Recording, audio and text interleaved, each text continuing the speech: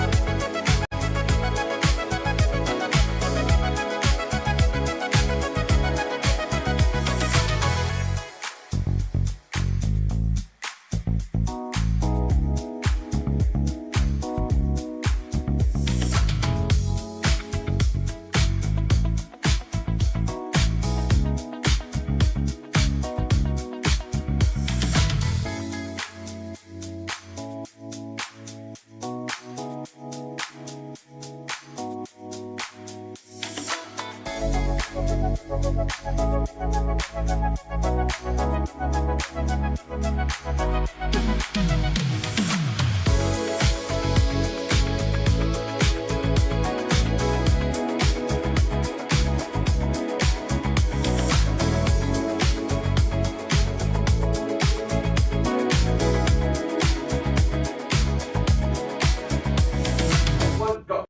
do the intro.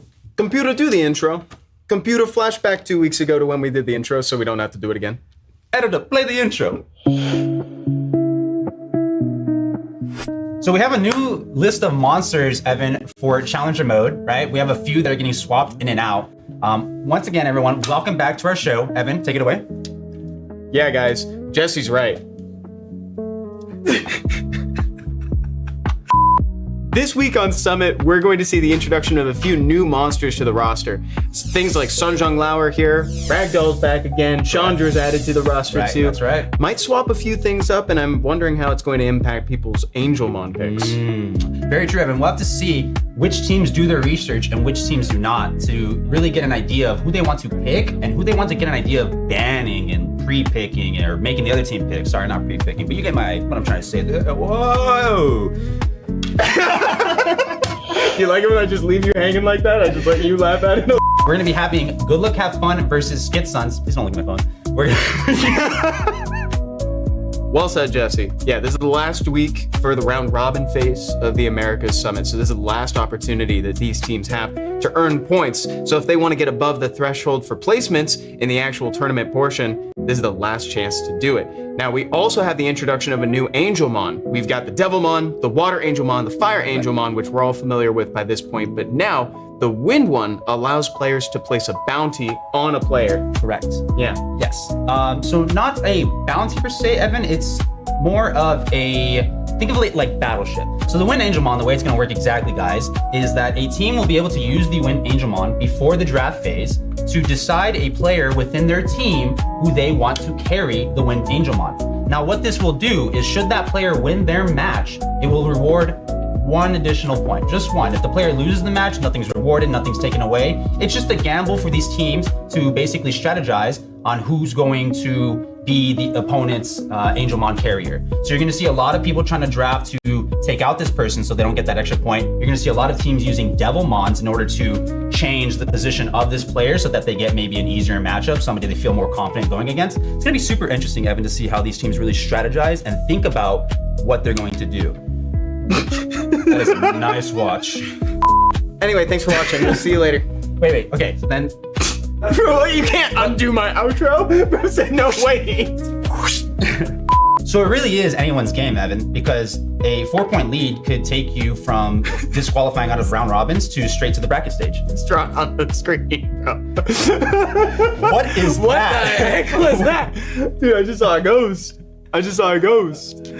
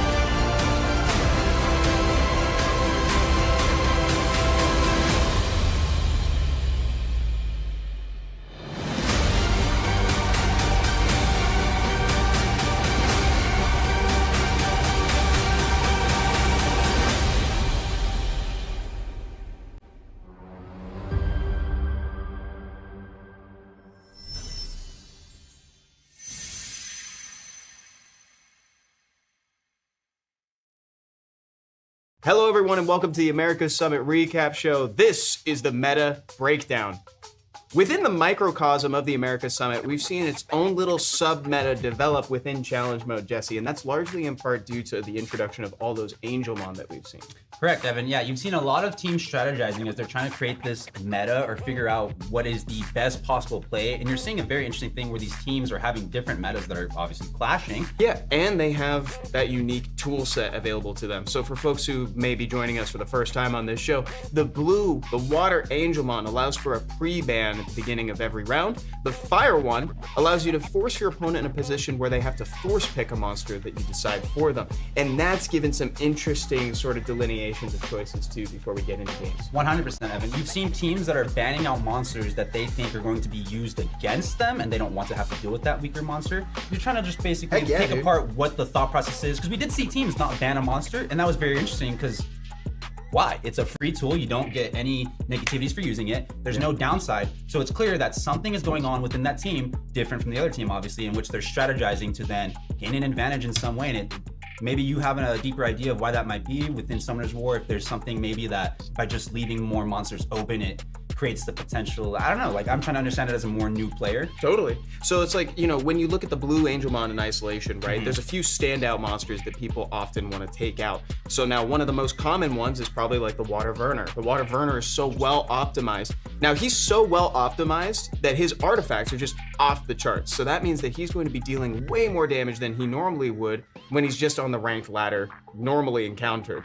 Now, on the other end of this deal, right, with that Fire Angelmon, like you said, there's some high priority force picks that you could force upon your opponent. So Chiwu and Triton were probably the two highlights of the last Americas Summit that we saw. They were playing around with it a little bit in previous episodes, like for instance, we saw Kumar being picked, we saw Molly being forced. Those units generally have more utility, so they're more flexible in a game. For instance, Kumar is actually really good at both keeping your team alive and also shutting down pesky passives. Molly can kind of do the same thing in the sense of keeping your team alive by either directly healing and cleansing them or trying to change hits into glancing hits. So we've drifted away from that, and now we're going more towards Triton and Chiwu. They really lend themselves well to an AoE strategy where you want to open up the enemy team and then do some crowd control options. Now here's the problem. Challenge mode is not currently super well set up for that in its current phase. So if you force your enemy team to pick a Chiwu right now, there's a chance that you're telling them to play with 3 monsters against your 4 if they don't have that sort of Exodia combo that's a crowd control strat. And here's what I find interesting about that, Evan, is you've laid it out so perfectly on the logic of why it should be this, should be that. Ban Chiwu, ban Triton. However, they're not doing it. They're not doing it every game. You see it, don't get me wrong, it's the vast majority of games for sure, but you still see this tenacity within teams that are going, you never know until you know, right? Yes, and it also comes down to whether or not the team wants to pre-ban something that they're afraid is going to be used against them, or pre-ban something that they're genuinely afraid of playing against. That is ultimately the breakdown for how these players want to use their items, and it makes for a really interesting choice too. So I'm interested to see how it plays out on the last week of the round robin phase of America's Summit. This is the last opportunity for these teams to earn points in the last round of the round robin phase ahead of the tournament on April 24th. Yep, and we hope to see you guys there, as everyone will be casting, I'll be behind the scenes, and all the players will be there putting on an amazing show for you guys. Thank you so much for watching. This has been the Meta Breakdown, and we'll see you guys next time. Commander, I'll do anything you want. Anything. This is ridiculous. I would never have to do this for Summoner's War. Want over 1,000 amazing characters to build and battle with? Then honestly, just play Summoner's War during its 12th anniversary. 10 years of acting so I can Bounce up and down. Ah!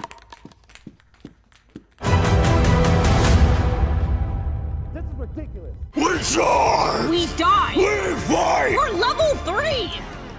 I have a stick. You're right.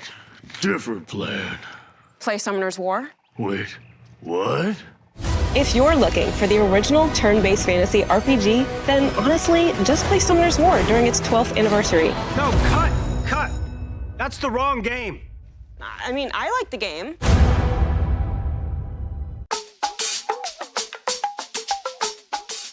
The toughest competition?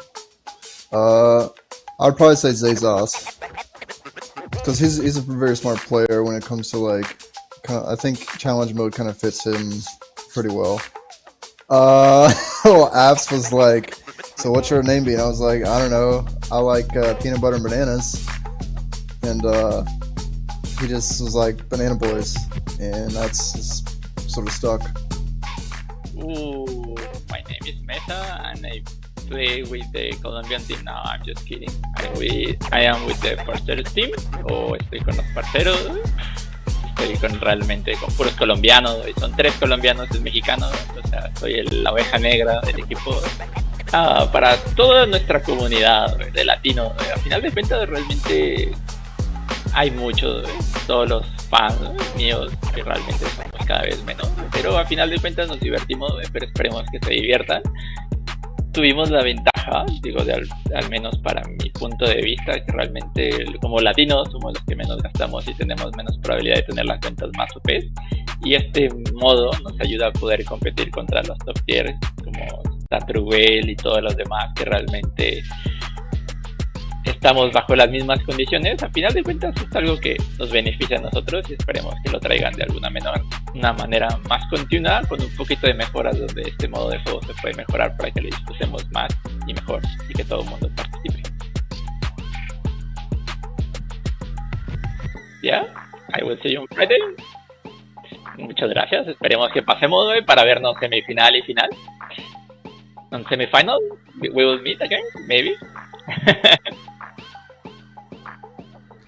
Não, a gente não tem nenhum plano, não. A gente pretende só jogar normal, igual fizemos todas as semanas. Mesmo ele sendo o time de top 2, é bom, né? Porque isso meio que decide quem vai ficar no topo da tabela. Então a gente gosta muito da matchup. Eu conheço a Jenny, ela montou um time bem legal. E eles se saíram muito bem nas semanas, né? Tanto que a diferença de ponto é só de 1 ponto. Então, acho que vai ser uma partida bem divertida de assistir, no geral. Ok. Eu escolhi o Stay Hive porque eu conheci ele aqui na Copa do Brasil, na America Cup, e eu sabia que a personalidade dele era muito boa, sem contar que ele já pegou Legend na liguinha, e também é um jogador que está sempre na tabela lá do Top Rank G3, então eu pensei que não teria uma escolha melhor sem ser ele. E além disso, ele também é alguém que eu já conhecia, né? Tive um conhecimento prévio. Eu queria uma pessoa que eu nunca tivesse jogado com no time. E se eu escolhesse um BR tipo Jeff, eu acabaria, já joguei com ele outras vezes, né?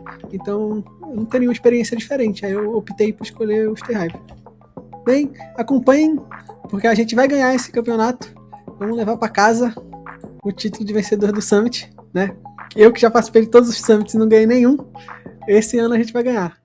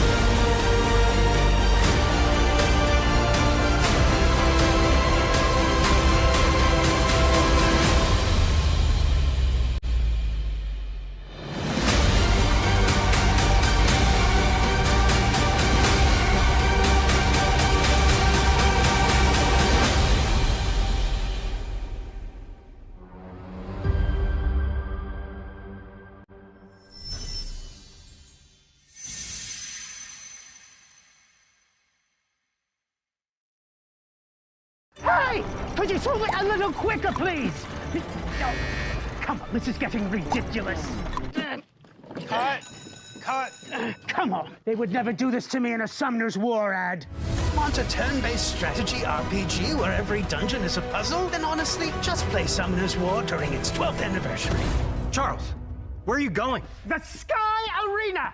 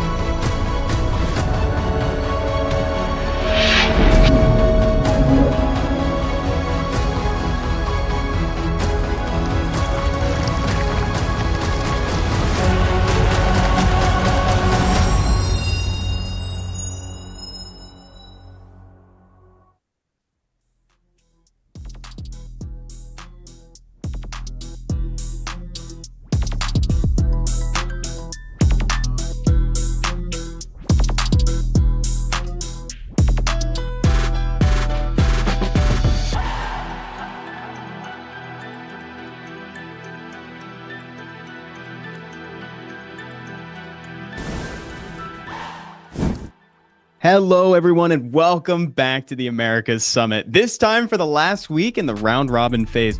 My name is Evan, and with me at the virtual desk, it's Topa V and Sean B. Topa, let's start with you. How are you doing today? I'm doing great. Super excited to be here today for the final week. As you mentioned, we are in the fourth quarter. We're actually already in overtime because it is week 5, so it's really do or tie for all of these teams here. Dang, Skippy dude. And Sean, how are you? I'm sad, dude. You say last week? Oh, wait, guys, come on now. There is going to be another day for the very important final showdown between the strongest team. Yeah, dang, Skippy, dude. We still got what these teams are fighting for, waiting for us at the end. Just in case this happens to be your first time joining us today, we are playing challenge mode the whole way through. We have got 6 teams of 4 players. It's been a round-robin format, and it's been every Friday at 5 p.m. It is best of 1 throughout the whole thing. And what's unique about this, too, about the Americas Summit, is that our teams actually get to choose the placement of all of their players in the bracket, which is really fun. They also have a really cool tool belt of prizes, or rather of items, to help them gain that big slice of the $10,000 prize pool, which we'll talk about just in a second here. First place is obviously vying for $5,000. Second place gets $3,500, $2,500 a third, and then so on and so forth. Here we go, guys. Let's do an item introduction here. So we've got the Devilmon. This allows a team member to swap one competitor matchup for another. Just in case they don't like the look of something in the bracket after all, or if they want to surprise somebody, they can use a Devilmon to swap in at the last second. Where things really start getting interesting is the Water Angelmon. This allows a team to pre-ban a monster. And this ban applies to both teams and for every game in the matchup, which is very fun. That's a cool way to diversify a pick ban phase. And here's a dicey one, the Fire Angelmon. This allows a team to force their opponent to pick a specific monster, if that monster is available. We've seen this used to great effect with monsters like Chiwu. But this week, for the 5th week of the round robin phase, we've got a new item being introduced, and that's the Wind Angelmon. This one allows a team to get 1 extra point if the designated player wins. So you get to put extra stakes on one particular matchup. If you really believe that someone's going to get lucky with their rolls and that they can pilot a team to victory, you can use that Wind Angelmon on somebody to get that extra point to hopefully push you further up the leaderboard. So Sean, what do you think about the introduction of the Wind Angelmon?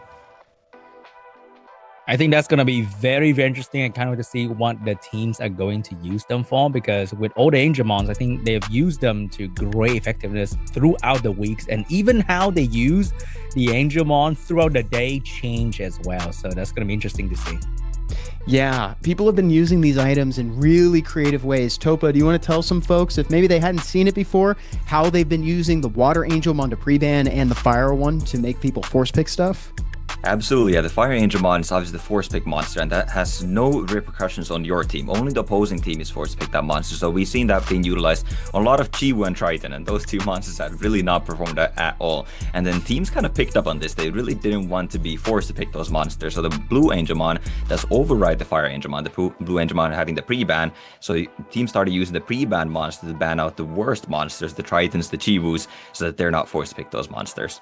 Yeah, people were pretty quick to pick up on this stuff, to be honest. It's really fun to see this developing sub-meta within the Americas Summit. So like when the pre-ban was originally introduced, we saw it used for things like powerful monsters that you don't want to fight against, Vater Werner, etc. After the introduction of the force pick, then people started thinking, oh, well, we'll play around with making people pick Kumar or Molly. But the final form of that, like you said, was Chiwu or Triton, because unfortunately just crowd control is not like a super it's not a great strategy in this current run of challenge mode. And now people have kind of come back to pre-banning those. Here's a look at today's matchups, by the way. So we've got every team facing each other here. This is the last set of matches we've got to do here. We got Good Luck, Have Fun versus Skit Sons starting us off today, followed by Banana Boys and Parceros versus Skills Over Bills and Chaos in that match 3 down there. And again, best of 1 the whole way through, though this time, because of the introduction of the Wind Angelmon, not all matches are built equal. That Wind Angelmon will hopefully help these teams overcome each other and try to get to the top here, because that placement cutoff for the actual tournament proper, it's looking pretty spicy down there, Sean. We got Good Luck, Have Fun, and Skit Sons down there, dude. They kind of got to dig themselves out. Yeah, it might be a little more relaxing week for Chaos, but for Good Luck, Have Fun, and Skits, and it is do or die at this moment right there. And they're going at one another as well, right off the bat. So that's going to be very exciting. Yeah, and technically speaking, it's not like impossible for anybody today. Like nobody is truly out yet. Like they can actually climb up given the right conditions. So this is it's going to be sketchy. We're going to see a lot of change up happening today, but ultimately only the top 4 teams are going to be able to qualify for the tournament proper at the end of this thing. So again, thank you to everybody for hanging out with us during all these round robin phases. I'm excited to get into today's games. What are you expecting to see, Topa? I mean, I'm expecting to see a lot of the same, I guess. Triton and Chiwu in the force picks, and then maybe those getting also the pre-ban. But maybe, once again, we'll see the meta evolve a little bit. Maybe, teams are going to anticipate that the Tritons and Chiwus are going to be picked, so then they're going to pre-ban those, and then, we kind of have this rock, paper, scissors going on. And also for the Wind Angelmon, it's also important to note that there has no downside to it. So even if you're a player that you decide to use the Wind Angelmon on, they lose, the opposing team doesn't get any extra points. So there's no reason not to use the Wind Angelmon, and we're going to be seeing that obviously being put on the their strongest player, their ringer, really trying to get those extra, or that one extra point. Yes, that might make all the difference in the leaderboard.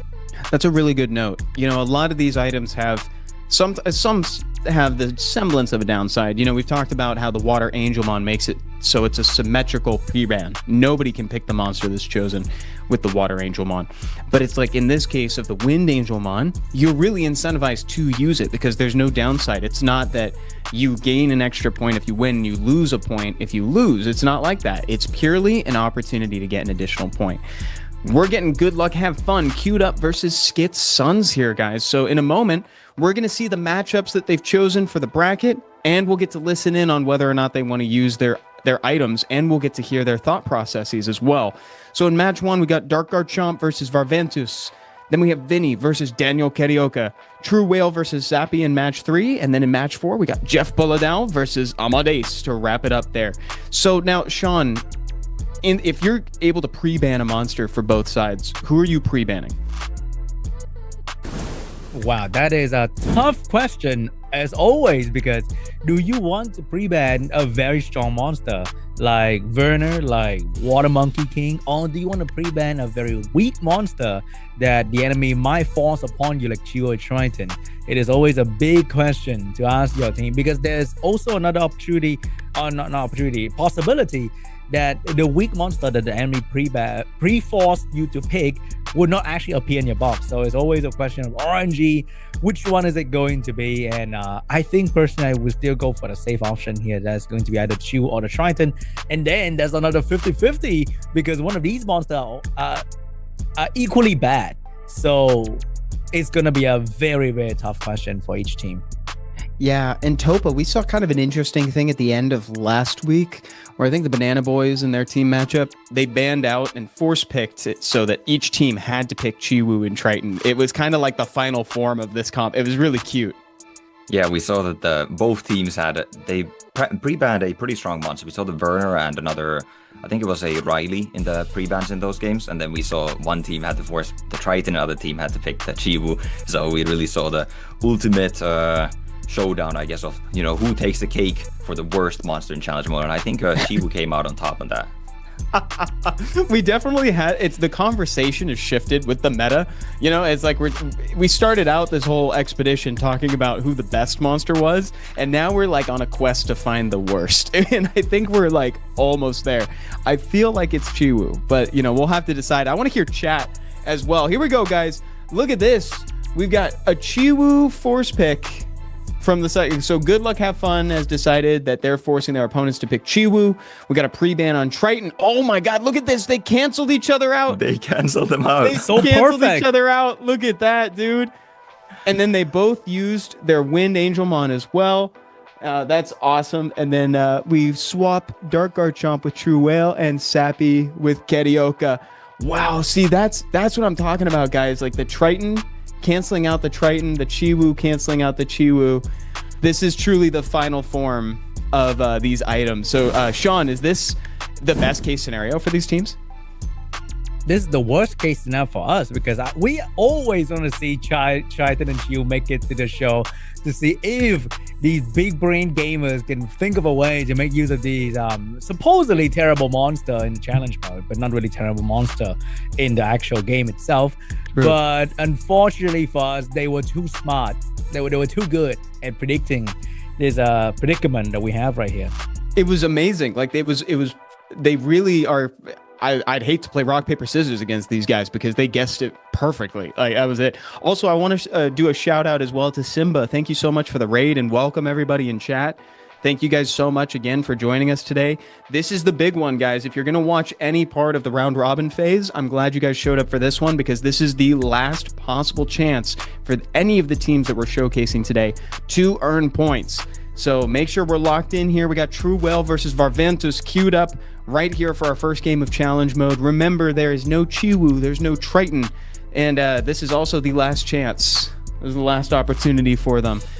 All right, guys, we're getting into this match right now. Chat, I want to hear your vote as well. Who is the best monster in challenge mode right now? Topa, I think I'd say it's Water Werner. I think I probably have to agree with you on that. The Water Burner, especially since like Water Gandalf is gone, like Water Gandalf counters the AoE playstyle pretty well, right? Because you hit the shields, Gandalf basically gets a free turn from that. But now that he's gone, like Water Burner is dominating even more in the challenge mode scene. Yeah, I agree. Sean, what do you think? Who's the best monster?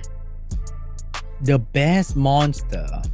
That is gonna be a very tough question as well, because all of these monsters are run so well, and they all had their moment to shine throughout the different weeks that we have had as well. So I think I will go with Kumara, just for the very interesting and surprising factor that Kumara has brought to the table, and how we were all shocked, shouting his name because he was absolutely crushing the enemy out of nowhere as well. So that's very fun to watch. What a great answer, dude. Kumar is such a fun utility belt of a monster. Like, his kit is so far reaching. It's like, you know, he can shut down the enemy and more. Oh, here we go. We can listen in. Good Luck Have Fun is talking in chat right now. Can see what they have to say. Oh, and there's Skit Sons as well. Looks like they're all kind of focused in right now. I'm not seeing any lips moving. I don't have audio on them, but I think they're all focused in.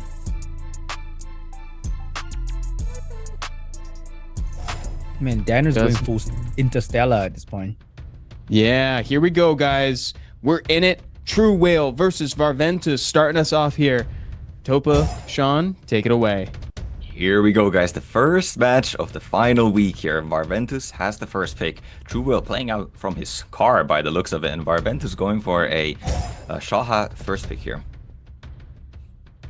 All right, we got a shot first. We got a Water Burner over there as well. It's kind of interesting. We also have an upgrade to the UI of the matches with the little cross out and Geo Triton there, so the viewers can actually keep up with the new rules that were being added. So we have Kumar and Verna, the two most favorite monsters from the casting couch, being picked up immediately from TrueWhale. Wow, that draft is looking very strong from TrueWhale right off the get-go here. But Varventus, what can he do to respond to this? He has been playing pretty well in the challenge mode. Obviously, you know, one of our lowest, or I believe our lowest ranking player on the regular RTA ladder. But that doesn't matter here, even going up against the #1 player in TrueWhale with that legend badge next to his name. But Varventus going for a Vanessa and a Chow, trying to set up that defense break for the Chow to potentially one-shot something. Oh, but he switched it back to the Shiho in the last spot, because Shiho is one of the best counter to the Water Gojo in the challenge mode, because Shiho Steel 3 with good additional damage from the artifact can instantly take that unit down to half health and can potentially one-shot with some follow-up damage. So the Shiho is going to be locked in. Shiho is going to be locked in. TrueWhale countering with a monkey of his own, the Wind Monkey, which has not been performing very well on the very low damage build here in the challenge mode. Also completing that with a Riley and some heals rolling for his team. All right, we've got 2 heals, 2 cleanse, a lot of damage coming out against the the Water Monkey as well, because we have a lot of strip coming out from TrueWhale. Varventus also going with a healer this time, not finishing off with more CC, but going in with a Wind Pudding Princess together with, I don't know about that though. I think Shiho countered that Water Draken, so he's decided to go with a Velajo instead. Yeah, it's often go the more safe route here. Pick up another healer. You typically do want to have some sort of healing in challenge mode. We obviously know that the CC playstyle doesn't really work, so you can't really fully control opponents. So you want to have at least a little bit of healing to try and bounce back from the opposing blows. We'll see what TrueWhale now picks to round out his draft here. Could go for a Diana. I was going to say the Diana is pretty solid here. Maybe also a Wusa is not bad, trying to get even more immunity and healing. But Diana it is. I think TrueWhale team is looking really good at the moment, because he's countering Varventus every step of the way, kind of. And Varventus has been stuck on trying to counter TrueWhale, and he kind of end up with a not exactly synergistic team if you ban out, let's say, Shahad, and Varventus won't have a lot of damage, right? Yeah, I was going to say the same thing. I think TrueWhale can pretty comfortably ban out the Shah and just focus everything on the Shiho. He does have forms of buff removing, even if the Dyna is banned, but the Dyna is getting let through, and that is going to tear the Shiho into pieces. Once the Shiho is gone, there's just not really enough damage to take out TrueWhale's team, even with the limited healing that Kumar is providing. All right, the match is about to start. TrueWhale, even though he lost the Riley, he still have the Kumar in his team with a little bit of healing. Might not be the best, but it's still some sort of healing. And still there. Shiho obviously taking the turn one. We'll see. Probably using that skill 3. Maybe going the Werner. Does go on the Werner. The Kumar still done 100 rest. So Shiho, unlike connect there, does connect on the Werner here. Obviously, we've seen this multiple times. Where the Shiho skill 3 just straight up takes half of Werner's HP away. Oh, Diana is going to be the target, but unfortunately for Varventus, he doesn't really have any crazy follow-up damage, and he kind of have to go for the immunity as well. And I don't think this Diana is going to be in any real danger yet. Wow, but that increased cooltime coming out of the Vanessa, so Diana cannot transform it. That's obviously very unfortunate, as now the Werner is stunned, the Diana is reset, so there's nothing to remove these buffs. Kumar does have skill 1 that removes buffs, but probably just wants to utilize this heal to top off this Werner here. Hey man, it is Summoner's War. Never say never. Any bad thing could happen to Varventus at this very, very moment here, when nobody has full attack bar, and if this Diana get a little cheeky proc, it might be bad for the Shiho. Oh my goodness, there's the caster blessing or curse. I don't know which side we're calling for, but the Diana does get the very nice violent proc right there, just removing all those buffs on top of the Shiho. And now maybe even looking for a stun. Can he get another proc? Oh my god! Hey man, always expect for the worst in Summoner's War. That's my way of playing RTA, so I don't have to break anything along the way. Wow, Diana almost just 100 to 0 the Shiho, even through the invincibility and everything. And this is why I probably would have liked to see a Diana ban from Varventus, but that Shiho also doing very well with that skill 1. Stunning both the wind monsters, and now that skill 1 also finishing the job, stunning the last remaining monster in the Kumar. That's unreal stun coming out from the Shiho right there. Diana once again being focused, but now maybe there's some real danger for this Diana. Unless the Kumar has something to say about it.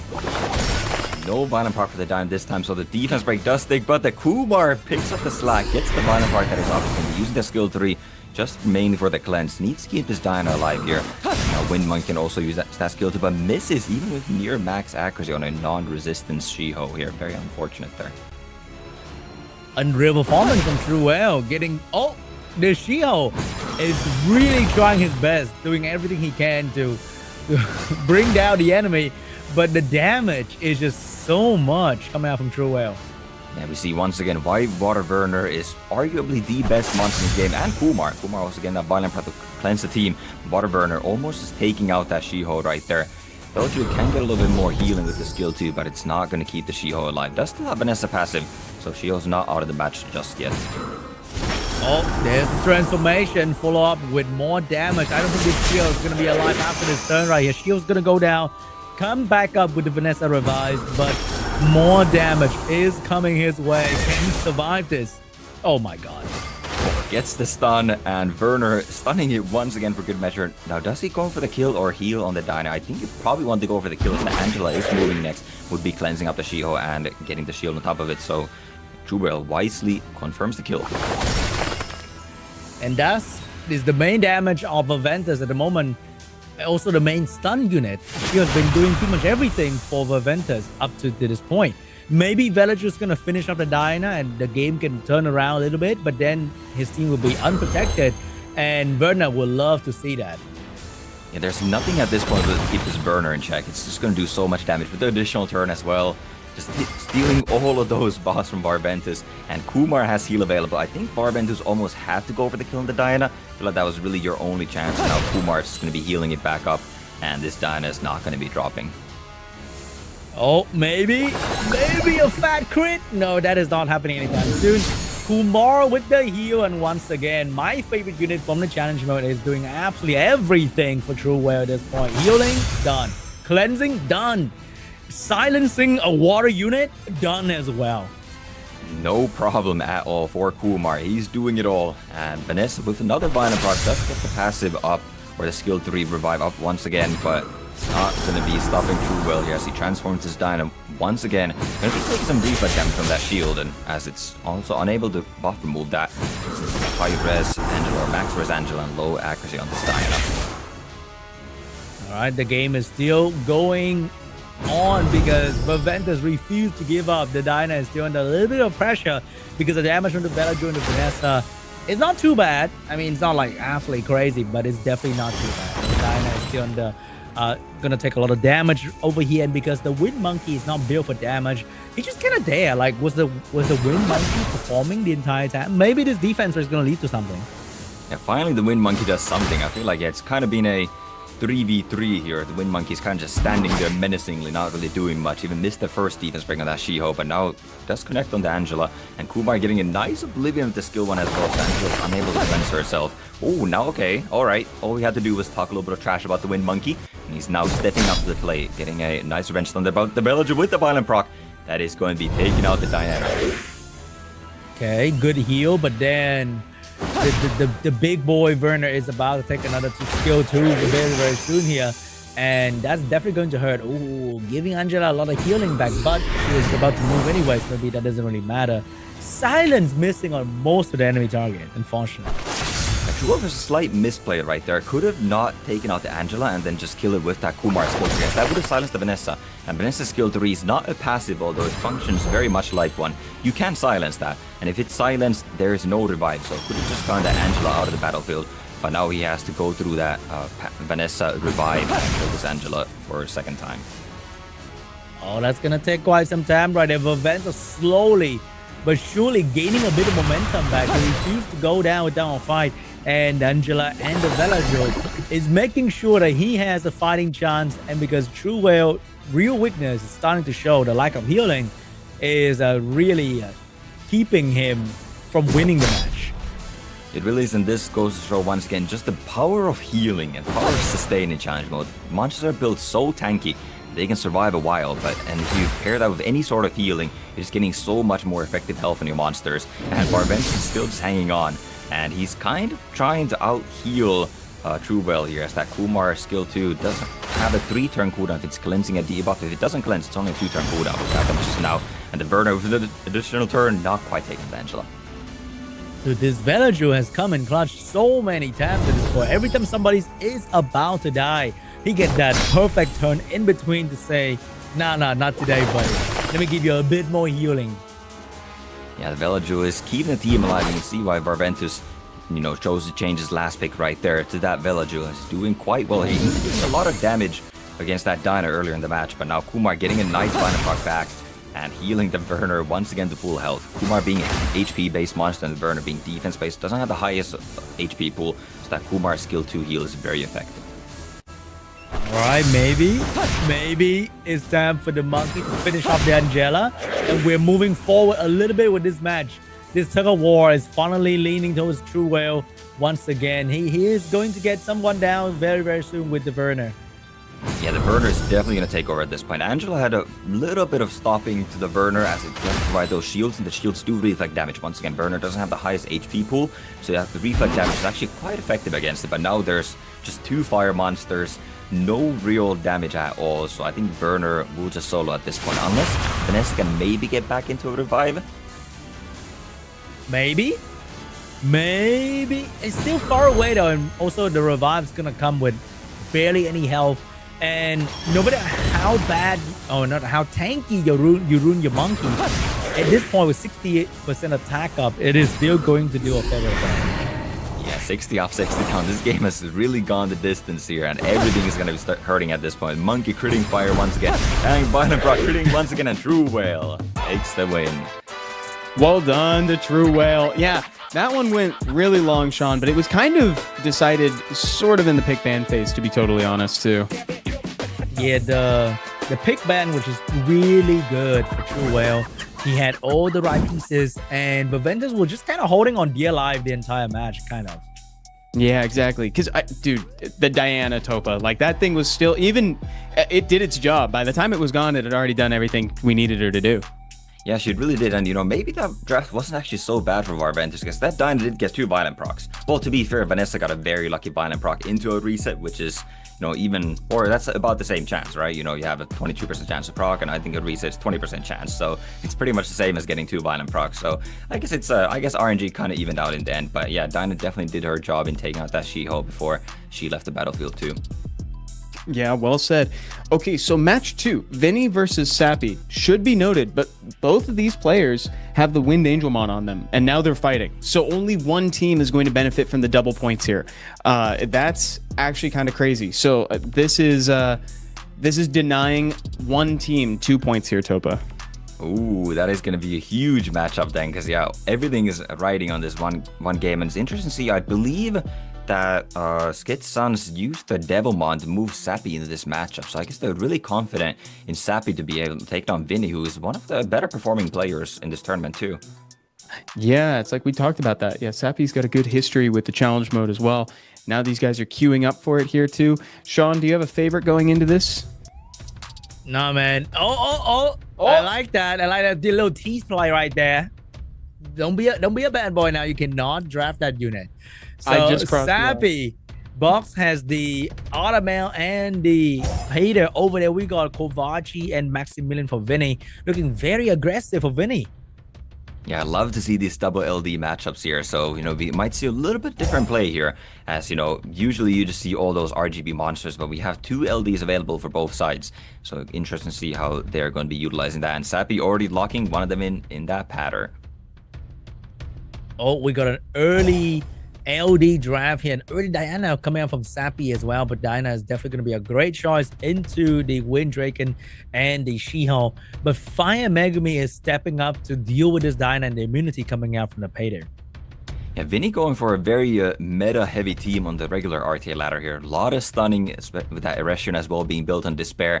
And Sappy does have the perfect counter to that in that pattern. But if that pattern is banned out, how is Sappy going to deal with this? And we'll see how he chooses to do that in the last 2 picks. And Chow is looking very good.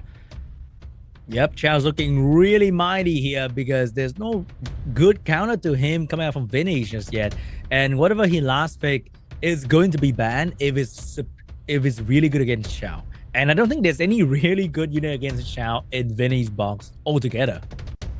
Yeah, there really isn't. There's, you know, Dynas on Sappy's side. There's no Shahad there. A lot of no wind damage dealers there whatsoever. And I do like this last pick of Shizuka from Sappy as well, as he is probably going to be letting that She-Hulk through so he can get that invisibility for his side of the field as well. Oh, Vinnie's going in with Angela maybe for some more healing. Because I think if you ban out Chow, it's going to be tough to lock down Sappy. And Vinnie is locking in one of the worst performing unit in the challenge mode as well. Even though she is one of the best unit in the game at the moment, Lamila in challenge mode is not going to do a lot of damage. And we are seeing double shielder come out from Sappy. Maybe triple shielder with the Shizuka in there. So I'm not sure about this Lamila move. Yeah, I'm not a huge fan of this Lamila pick here either. I think Vinnie wanted to have another somewhat of a, you know, counter to Chow. Obviously, you know, if it goes to 1v1, yeah, Lamila will take out the Chow. But he's still going to be banning out that Chow. So I feel like he could have just gone for, you know, even the Angela that he was hovering there initially, you know, try and keep your team alive here a bit longer. But right now, like, you still have to ban out that Chow, and Diana is going to be an absolute menace in this matchup. Yeah, might be a throw move, but there is at least the Fire Megami to keep the Diana in check. So maybe Sappy is going to have a hard time trying to transform the Diana here. But Vinnie doesn't really have a real healer as well. So that is another problem for him. Yeah, it really isn't. Very well played by Vinnie right there, though. Just forced the Pato to take that first turn. It's now if you use the transformation, obviously you're using your immunity and the cleanse. So the Diana can be kept in control by this Megumi now. But Pato just opting to go for a bit of damage there. Not putting up the immunity, so maybe leaving his team vulnerable. No, Kovarchi used the boost. So Lamila will be moving ahead and move all the immunities. Okay, we got a stun. We got a bit of damage coming out very, very soon. But not much is going to come out of this because this Diana is going to be super tanky as well. And Lamila will have to get some crazy proc to finish off the Patter here. And the Patter is pretty high on health as well, so Lamila not doing the most against that. No proc for Diana, however. You know, Lamila did get a proc, but no proc back from this Diana, so that's very good for Vinnie here. But now this Twin Angel can look at a little bit of healing, making himself a defense break here, going straight for that Water Monkey. Doesn't get the defense break, but does remove all of the buffs. So now Shizuka can stun that. Oh, we got Kovaci getting the turn with the cooldown reduction, maybe throwing it onto the monkey so he can get back to the skill protection quickly. But he is going to use the self boost on Kovaci so that the Kovacic can provide permanent immunity uptime. Wow, Megumi lands the 1 in 4 buff remove there. Does get rid of the immunity on top of Diana, but Patter getting a nice violent proc right there. Definitely should be putting up the immunity here, just protecting that Diana. But no, he's going for more damage, but that's going to boost the Megumi in front of the Diana. And now Diana is unable to move once again. Oh, Diana pick is looking to be a very heavy piece of weight that Sappy is to carry around if that thing cannot take a turn. And it is really not taking a turn anytime soon with that very slow speed while being heavily controlled by the fire. Yeah, it is. And right now, does the Patter move in front? I think Patter might move in front of the Dyna to put the fence up. So Vinnie probably wants to tap something other than the Dyna here.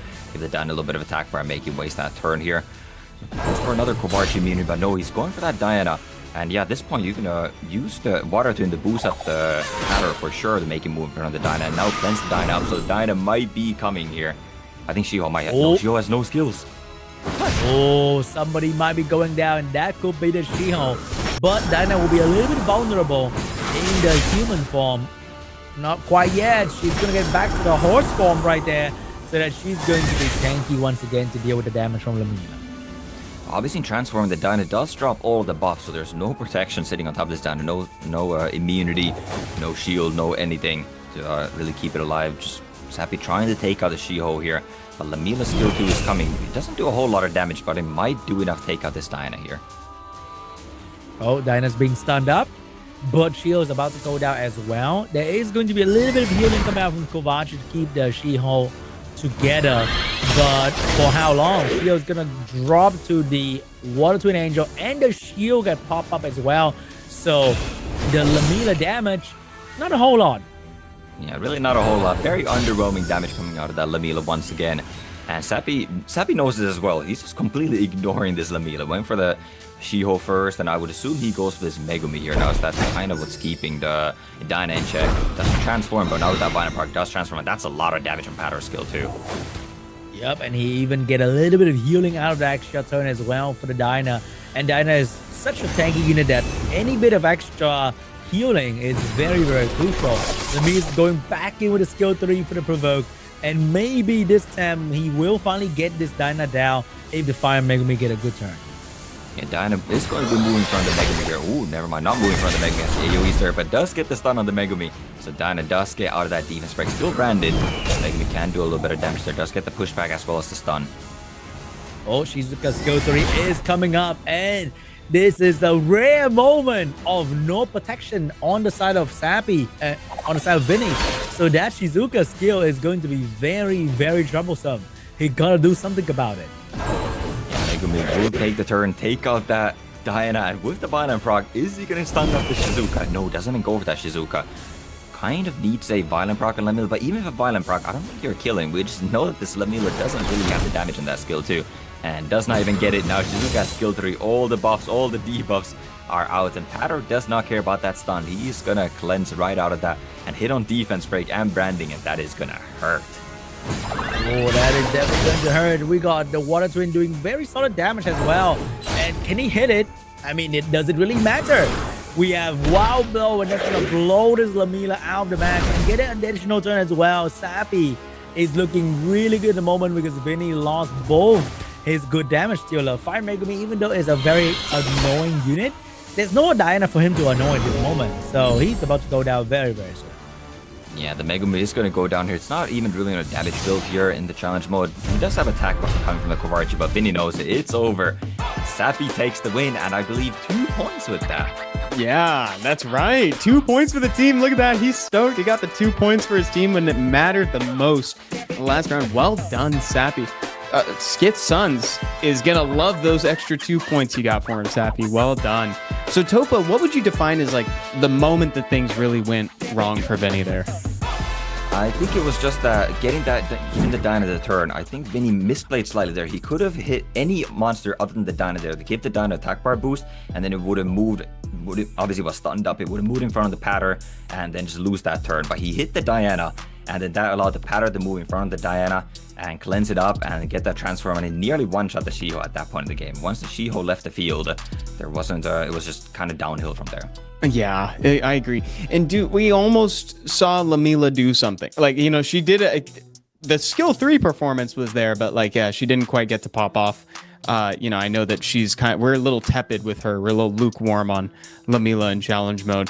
Match 3 is coming up here, guys. DarkGarchomp versus DanielKarioka is coming up next. Sappyyy managed to make up for the loss that Varventus took in the first round there, Sean.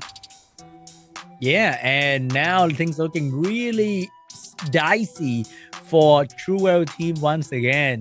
They gotta be getting some points here, because this best of one situation, having 2 points is like giga huge, especially in this week. Yeah, it is. And so if Good Luck Have Fun wants to minimize the amount of impact that has, then DarkGarchomp better lock in right here and show up for this match against DanielKarioka. What's really nice about the Americas Summit, though, is it is first and foremost a team sport, right? You know, so it's like your team is there with you on Zoom on the side. You know, they can call, they can give their insights, which Topa can sometimes be welcome and also can sometimes be unwelcome. Oh yeah, for sure. Sometimes there's too many cooks in the kitchen, and you know, you end up burning the dish instead of preparing that Michelin 5-star meal. But yeah, this matchup here is obviously going to be, it's kind of looking grim for both teams, honestly, because they're kind of splitting points here. Skitsons started today in last place, and TrueWhale's team GLHF started in 5th place. So right now they're both tied 5th place, and you know, it's looking kind of bad for both teams because they both really need these 2 points here. Yeah, well said. Here we go, guys. DarkGarchomp versus DanielKarioka. Can they show up for the points here? We'll find out in the pick ban phase. Take it away, Topa and Sean. Yo, look at DarkGarchomp box, though. He got a very strong box over there with the 2 LDs, but he also has some of the worst performing monster on the team as well. But he also has one of the best unit, that is going to be the one of Werner together. So that's a very interesting combination of unit. But once again, we are seeing Diana being the menace of today's show so far on the other side against the Water Werner. Yeah, Water Werner is being picked up there. No surprise. And yeah, DanielKarioka does have the Dawn available. And we have another double LD match, which I like to see. And DanielKarioka just right away locks in that light Horang. It's a little bit squishier here in the challenge mode. It's built on a crit rate build, but there's no Ragdoll or Artemil on DarkGarchomp's LDs to punish that. He instead has the Kovarchi as well as the Zonsang Lao, which is quite strong. Oh, we got the Chandra, we got the Diana getting picked up super early once again. And that's gonna put DarkGarchomp under a lot of pressure, but he still got the Carno and the Fire Megameat picked up if he wants to deal with the Diana. So I wonder what he's gonna do here, because he gotta pick them up. Diana has been tearing things apart at this point. Yeah, definitely would like to see this Fire Megami being picked up. It's pretty solid in the down, because even when Diana transforms, it makes it a bit dicey, because Fire Megami can easily cut against that and, you know, stun the Diana, but maybe running out of time there a little bit and kind of a panic pick into this Wind Monkey, which is, in theory, once again, kind of decent to Diana, but you can just target the monkey and circumvent that passive. Oh, we got a Villager getting picked up right there to deal with the slow coming up from the Colonel. Kumar getting picked up as well for some extra Oblivion and a bit of cleansing against the slow debuff from the Colonel. But is he going to lock in that Kumar? Oh, it's going to go with the Verd once again. The free-to-play Ragdoll for DanielKarioka. Yeah, very nice Verd health pick there. Obviously, DarkGarchomp's team is kind of slow, but there's also a couple stunners on his side. That Werner stuns with skill 1, Cardinal stuns. So Verd might be just controlled here, especially if that Velju is getting banned on DarkGarchomp. Picks like a Dark Monkey here too. But no, he's going to go for a Chow. Maybe just looking to ban out the Diana. That might be the best answer against it. Also, just want to point out the vibe of the 2 different teams. Skitson's like having the time of their life, while Good and Have Fun is just not having any fun whatsoever. That might be the case, but looks like DarkGarchomp is going to round out his draft with that Zone Sangla, so this is definitely going to be a ban on that Velaju. That means there's no healing on the side of DanielKarioka, aside from, I suppose, a life drain on the skill 1. And DarkGarchomp is looking to kind of AoE DanielKarioka down here. Does have the, obviously, Carnal with that very solid AoE, burner of the AoE, and all the Dark Monkey is getting banned out. All right, no Dark Monkey, no Velaju on the side of both teams. And they're going in with a lot of counterplay here. Let's see which counterplay is going to come out on top, because the Wind Monkey can be the GOAT or can be a fraud. Two game next to one another. Yeah, it really can be. We'll see which one it is going to be here today. Does it get those revenge stuns? But also wanted to point out this light rank that was first. Oh my goodness, never mind. Forget that. Birdell revenge crits on twice on the water burner turn 1, and that is going to make DanielKarioka's team move here. Not that he can do a whole lot with this, as he does go for the transformation. I don't think he's going to get caught by DarkGarchomp team, but oh my goodness, he's not going for the Wind Monkey. Is it going to counter? It does not counter. Oh, here we go. A bit more damage as well. Very good damage. No stun. Once again, Monkey's not the GOAT. Unlike the Verd, who truly shined earlier. Maybe the China gonna send the skill 3 because why Definitely has to send the skill 3 there. We saw the Cardinal was actually moving next. So if he hadn't used that skill 3 to boost up his team, that Cardinal would have moved, and obviously going into a Dyna while it's in human form, and that is going to be very painful. Interesting to see that he's defending the Birdell here. That's probably the monster he wants to be targeted to get those triple revenges. But maybe he's just, knowing that the Dyna is going to be tanky naturally, doesn't feel the need to protect that monster. Alright, Dyna doing a pretty decent job right there, but could not finish off the Werner. And now the lack of immunity, Daniel is going to pay a very heavy price against this Cardinal. Can the Bird be another GOAT? Oh my the goodness. GOAT, man. Bird is the GOAT. He is carrying this team right now. Cardinal does get a couple slows, couple stuns, but not all too much. But still, that damage is kind of adding up. There's no healing inside of DanielKarioka, so he's trying to now buy himself a little bit more time here. He's using that shield, but that still leaves the defense break and the slow on top of the Diana. This Wind Monkey is just an anxiety-inducing monster because you can transform, you can do damage, but there's that fear of the monkey going ham every time. It's so scary. Well, Monkey does get a nice revenge stun on that light rank right there, just keeping that thing under control. And the Werner is not leaving the battlefield just yet. Obviously has a shield and a defense buff on top of it, so quite tanky with that. And Angela is going to be refreshing that shield too, as well as getting a little bit of healing with S1 here. A bit of damage. A bit more damage, but the shield is very, very big, and the Dyna shield is not going to go down anytime soon. And they're also shaking off all of the slow debuff coming out from the Cardinal, which is the main way that DarkGarchomp trying to control DanielKarioka, because all this amount of attack bar is very, very hard to deal with. They're taking 3 turns while you take 1. Yeah, Chandra getting a violent proc as well, so getting even more attack bar boost and potentially some slows here as well on DanielKarioka's side. Already running a kind of a slow team. He does have the speed lead advantage here, and that Monkey does get another counter now, bring that Chandra down with the stun as well. Dyna transforming will just take up Werner. He the said Monkey it! gets the revenge! Oh, that was not worth it. Or maybe it was. I'm not too sure. There are some slow debuffs. The Dyna might have a chance to move in between, maybe, to escape this very dangerous situation. But the Cardinal is getting a turn. Dyna is in a very vulnerable situation. And Cardinal's definitely going to take advantage of this vulnerable situation and taking the Dyna.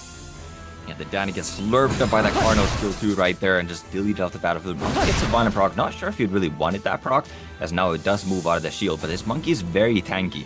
So I think the correct play for Daniel is actually go for this Cardinal here. Oh, he does go for the Cardinal, just ignoring the Monkey, just kind of have to roll the dice here and hope the Monkey doesn't get those revenge, and if it does, that it doesn't stun you, as this Orang does have the element of advantage. That Cardinal is almost going down right away. Dude, the damage this unit is absolutely off the chart here. Cardinal, very tanky monster, is definitely feeling it. Oh, he's sending it. He's ignoring the Monkey.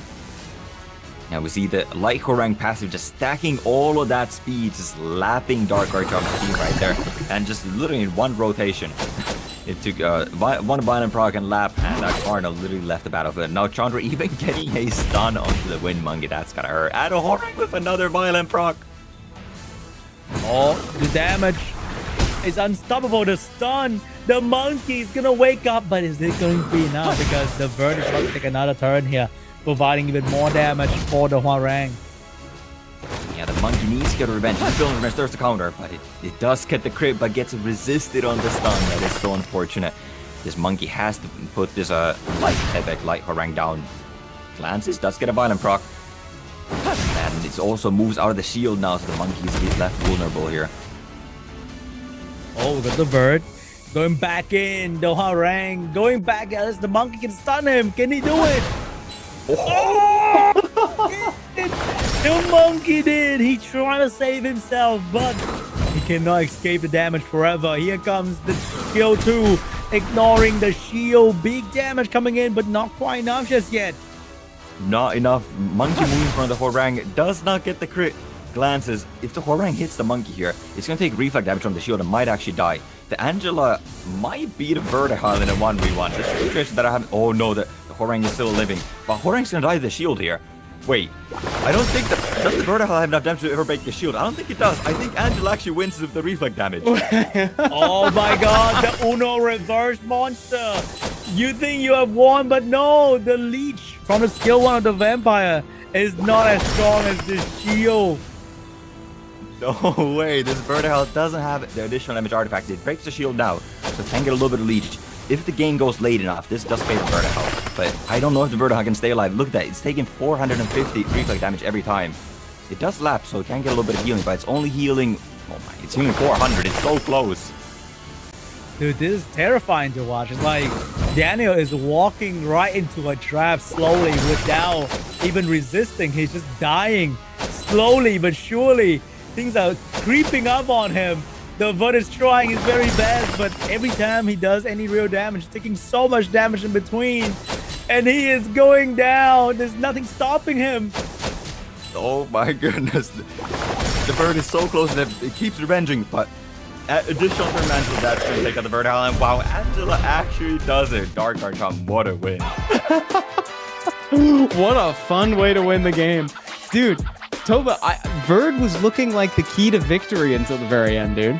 It really was. I mean, that Vertical has a very good revenge rates, even against the Angela. Revenge almost every single time. Yeah. But no additional damage. There's, once again, we see that lack of just the artifacts. Maybe in some situations it's better, right? You don't really pick a Vertical as a damage dealer, right? But if you had additional damage on that Vertical, it would definitely be able to break that shield, and then the life drain from the skill 1 would beat on Angela. But the minus fire on the Angela and just not damage on the Verd, and Angela does win that matchup. Wow, what a crazy game. Crazy, dude. Yeah, Sean, getting to that point in the game with no sustain on the side of DanielKarioka, that was basically the sign of loss. It's kind of sad in a way that he had sustain. It's just that the shield was just too hard to break. It's gonna feel like traveling back in time to like 2015 when you hit an arena defense with arena on it, and you get to a point where what do I do now? I'm just losing slowly. Yeah, I'm never breaking that shield ever. It's crazy. You're right, actually. It really does kind of harken back to arena days, doesn't it? But like, yeah, dude, that was crazy. And Angela was doing a great job keeping the team alive until the very end. I wasn't expecting her to be the one that clutches the victory like that. Jingjae did an amazing job of getting that light harangue as low as humanly possible, as monkily possible, until we got to that state in the game. Anyway, looking ahead now, JeffBoladao versus Amodace. This is the last matchup in this team versus set here, and then we move on to the next one. Let's see how this goes. Jeff versus Amodace. Chat, I want to hear who you're rooting for. Let us know which team you're rooting for in the chat. We'll see. Let us know who your favorite monster is and tell us why it's Angela, because she deserves it after this. There's a look at Skit's Sons right now. Let's hear what they're talking about. It's whatever. I didn't expect him to last pick in a way where he was going to ban Velo, though. I'll be honest. I think this guy always banned him because he played like Mori, Xiongpong, Oliver, and... Oh, okay. He's used to... I think he's Poseidon. I have Ragdoll, Kovarchi, Shahat.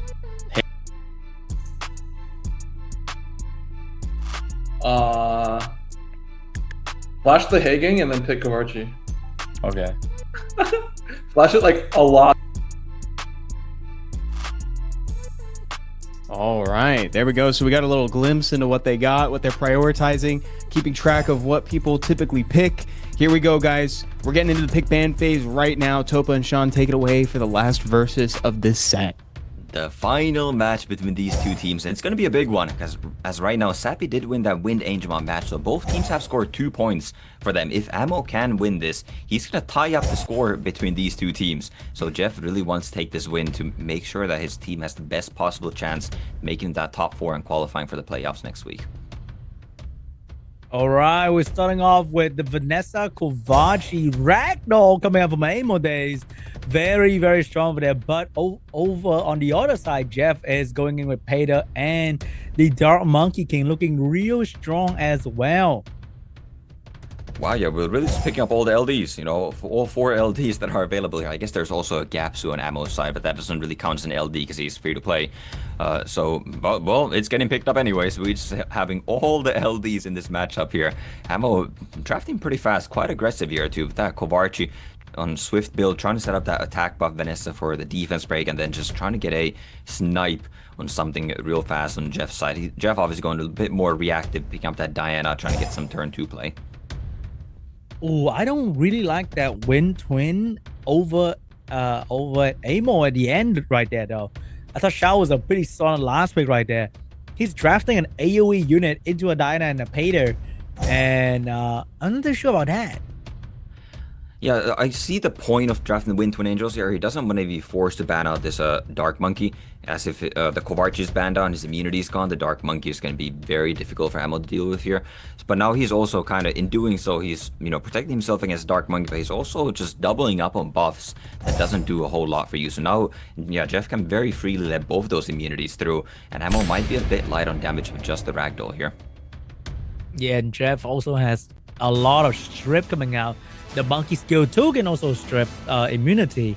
So I think it's looking really good for Jeff at the moment because Amo doesn't really have like a decisive insta one-shot early on with the Vanessa defense right here.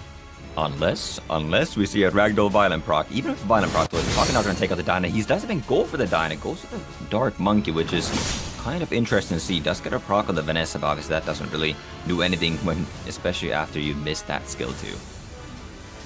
Things looking really bad for Amo here. He's getting a first turn without any real impact. He get a stun though, but I think that's gonna matter to him. Yeah, that doesn't matter at all. He also uses buff removing now, as well as the slows. He actually landed everything with that Twins. Cut all the immunities off, landed all the slows, even a stun on the Patter. Wait, Patter doesn't cleanse? Am I missing something here? Why are we not cleansing? Now those slows are actually gonna get a lot of value here. You never know, man. You never know. Maybe saving it for later. I don't know. But we got a strip coming out. We also, wow, out of all the 3 buffs, he stripped the absolutely best thing possible and stunned 3 units on the enemy team. I mean, if I can strip like that, who needs cleansing?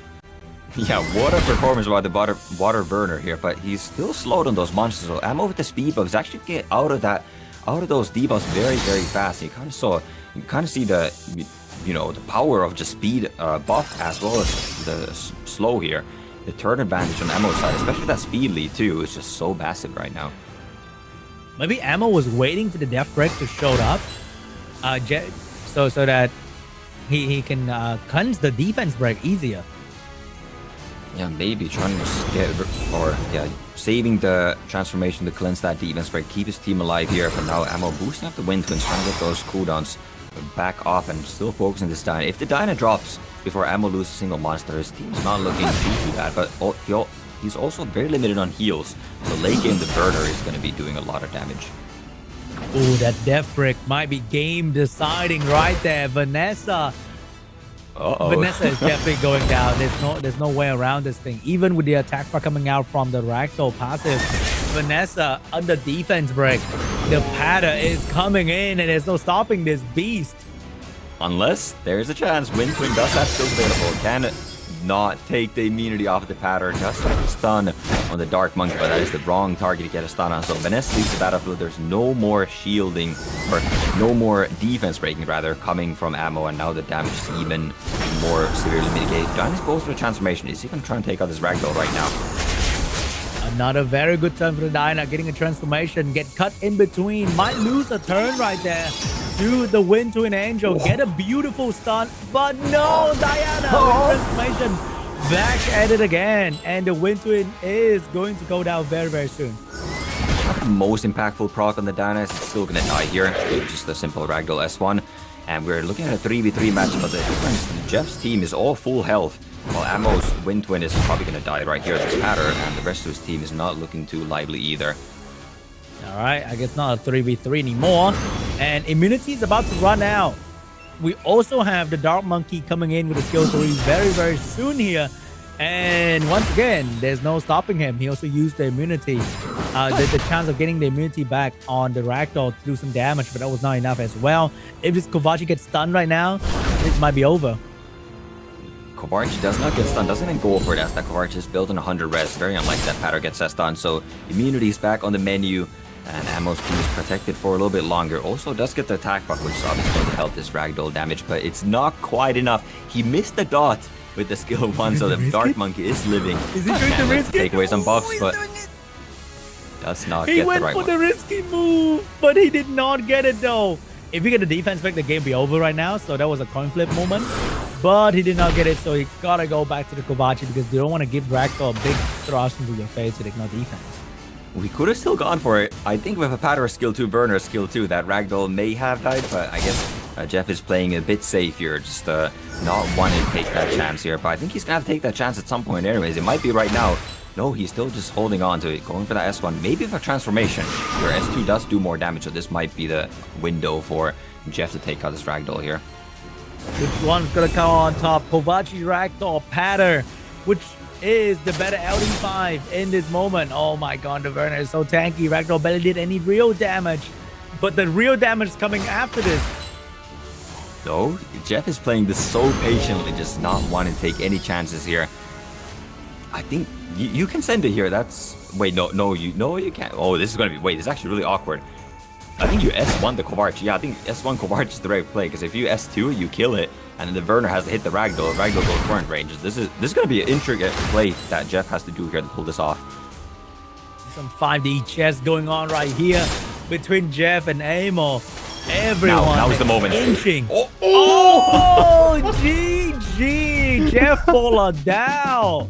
He took it very, very patiently in the final moment of the match and get the W for the team. All that patience played off. He got the point when his team needed it most. Well done, Jeff. Man, Topa, he always looks so like comfortable when he's playing, but that was a really stressful situation at the end that he had to juggle. Oh yeah, for sure. He played that super well though, super patient. I think I'm a bit greedier than Jeff for sure. I think I would have gone for that play a couple turns earlier, but obviously it worked out very well for him. And we saw that at that point too, the Werner didn't even need the patter damage. So I think it's definitely would have been just enough with the Werner and the patter way earlier in the match.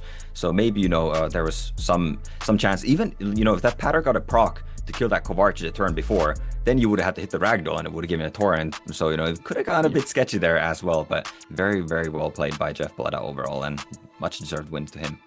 Totally. I tend to be a little bit on the greedier side too. When you had brought up, use the skill 2 from Werner and then follow up with Peter to take down the Ragdoll, I was kind of in the same headspace. I'm sitting here anxious. I was like, let's get this thing out of here. Yeah, but Jeff played it with the utmost patience and it paid off. Look at that. We got 3 wins out of a possible 4 for good luck, have fun. Well done, JeffBoladao, clutching it up at the end there. Sappyyy did an admirable effort to try to get those 2 points, but unfortunately, GLHF came out on top. Sean, that was an incredible game, man. What do you think? For sure. It's a pity that they won all the game, but the most important one. And that would have really sealed the deal for them. But they let the magical 2 points game slip by. Really unfortunate.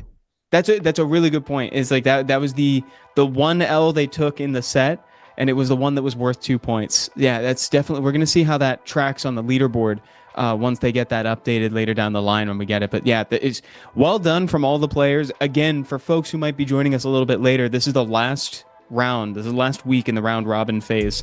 So every team that we're gonna be featuring here today is their last moment to get points, and what's at stake here is placement in the bracket for the actual finals of the Americas Summit, and 2 teams are getting cut today, so they have to make it in the top 4 or they are out of there. So yeah, Mad Expert says Jeff has muscles on his muscles. That's my favorite part. And this is my other favorite part. It's the coupon code. Time to make it to the finish. Time to make it to the finish line. And you can type that in. If you're on Android, you can go on over to the coupon code redemption section in the events page. And if you're on iOS, well, our lovely mods are going to be posting a link in the chat for you. There's also a site that you can go on with Hive and type that into. This first one here is Energy and Mana Stones. You'll have to wait and see what the second one holds. So hopefully you guys get something cool as well from the 12th anniversary, which is running simultaneously right now. I know Topo got a couple of the new monsters. Yeah, I did. I got a couple of the Dr. Plasmas. I got the water and the wind one. But anyways, more on today's tournament. I believe with that performance, Skid Sons is unfortunately going to be eliminated from the tournament. They started today in last place. And with that, I think they're not going to be making it. But GLHF is going to be anxiously waiting the other matchup to see if their performance of 3 points is going to be enough to get them to that top 4. Oh, so unfortunately, they're going to have to wait and see. And so will we, chat. We will be right back with more America's Summit after a short break.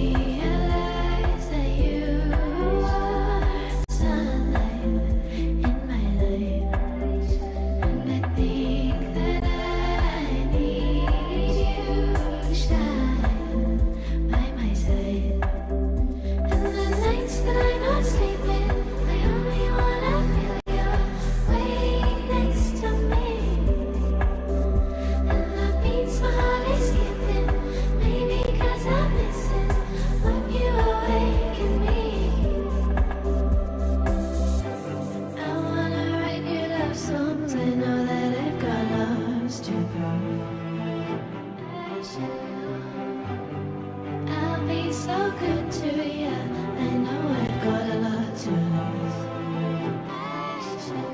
I realize that you are the sunlight in my life.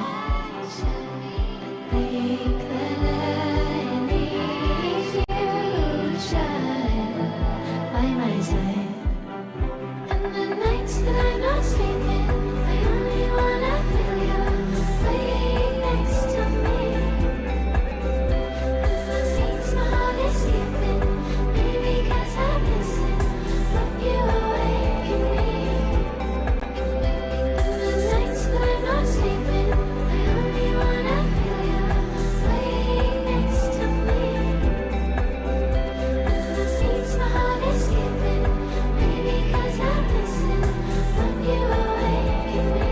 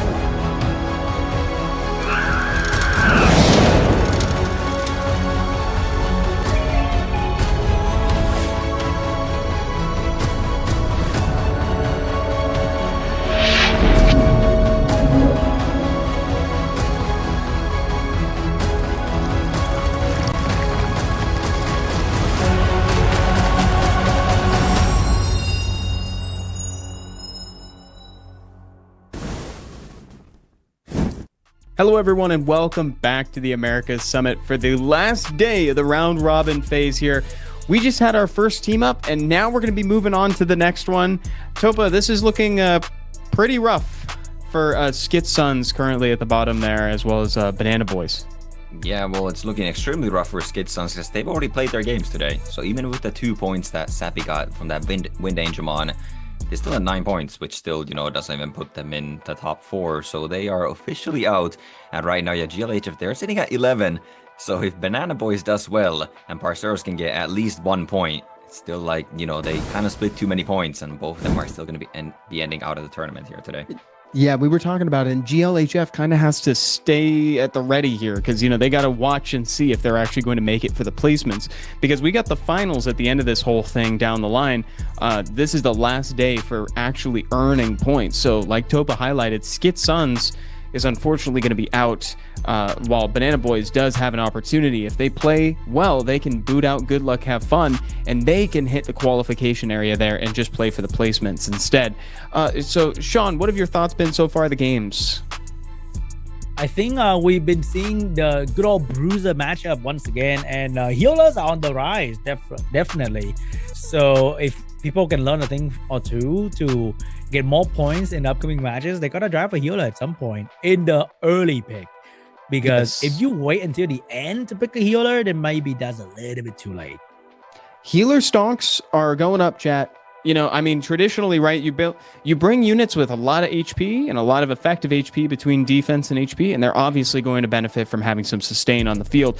We are going into Banana Boys versus Parceros. And so as we highlighted there a second ago, the Banana Boys are currently sitting at 9 points, but in this one, they have an opportunity to earn 4 or even 5 points if they utilize the Wind Angelmon and add a second point to somebody, which they are incentivized to do.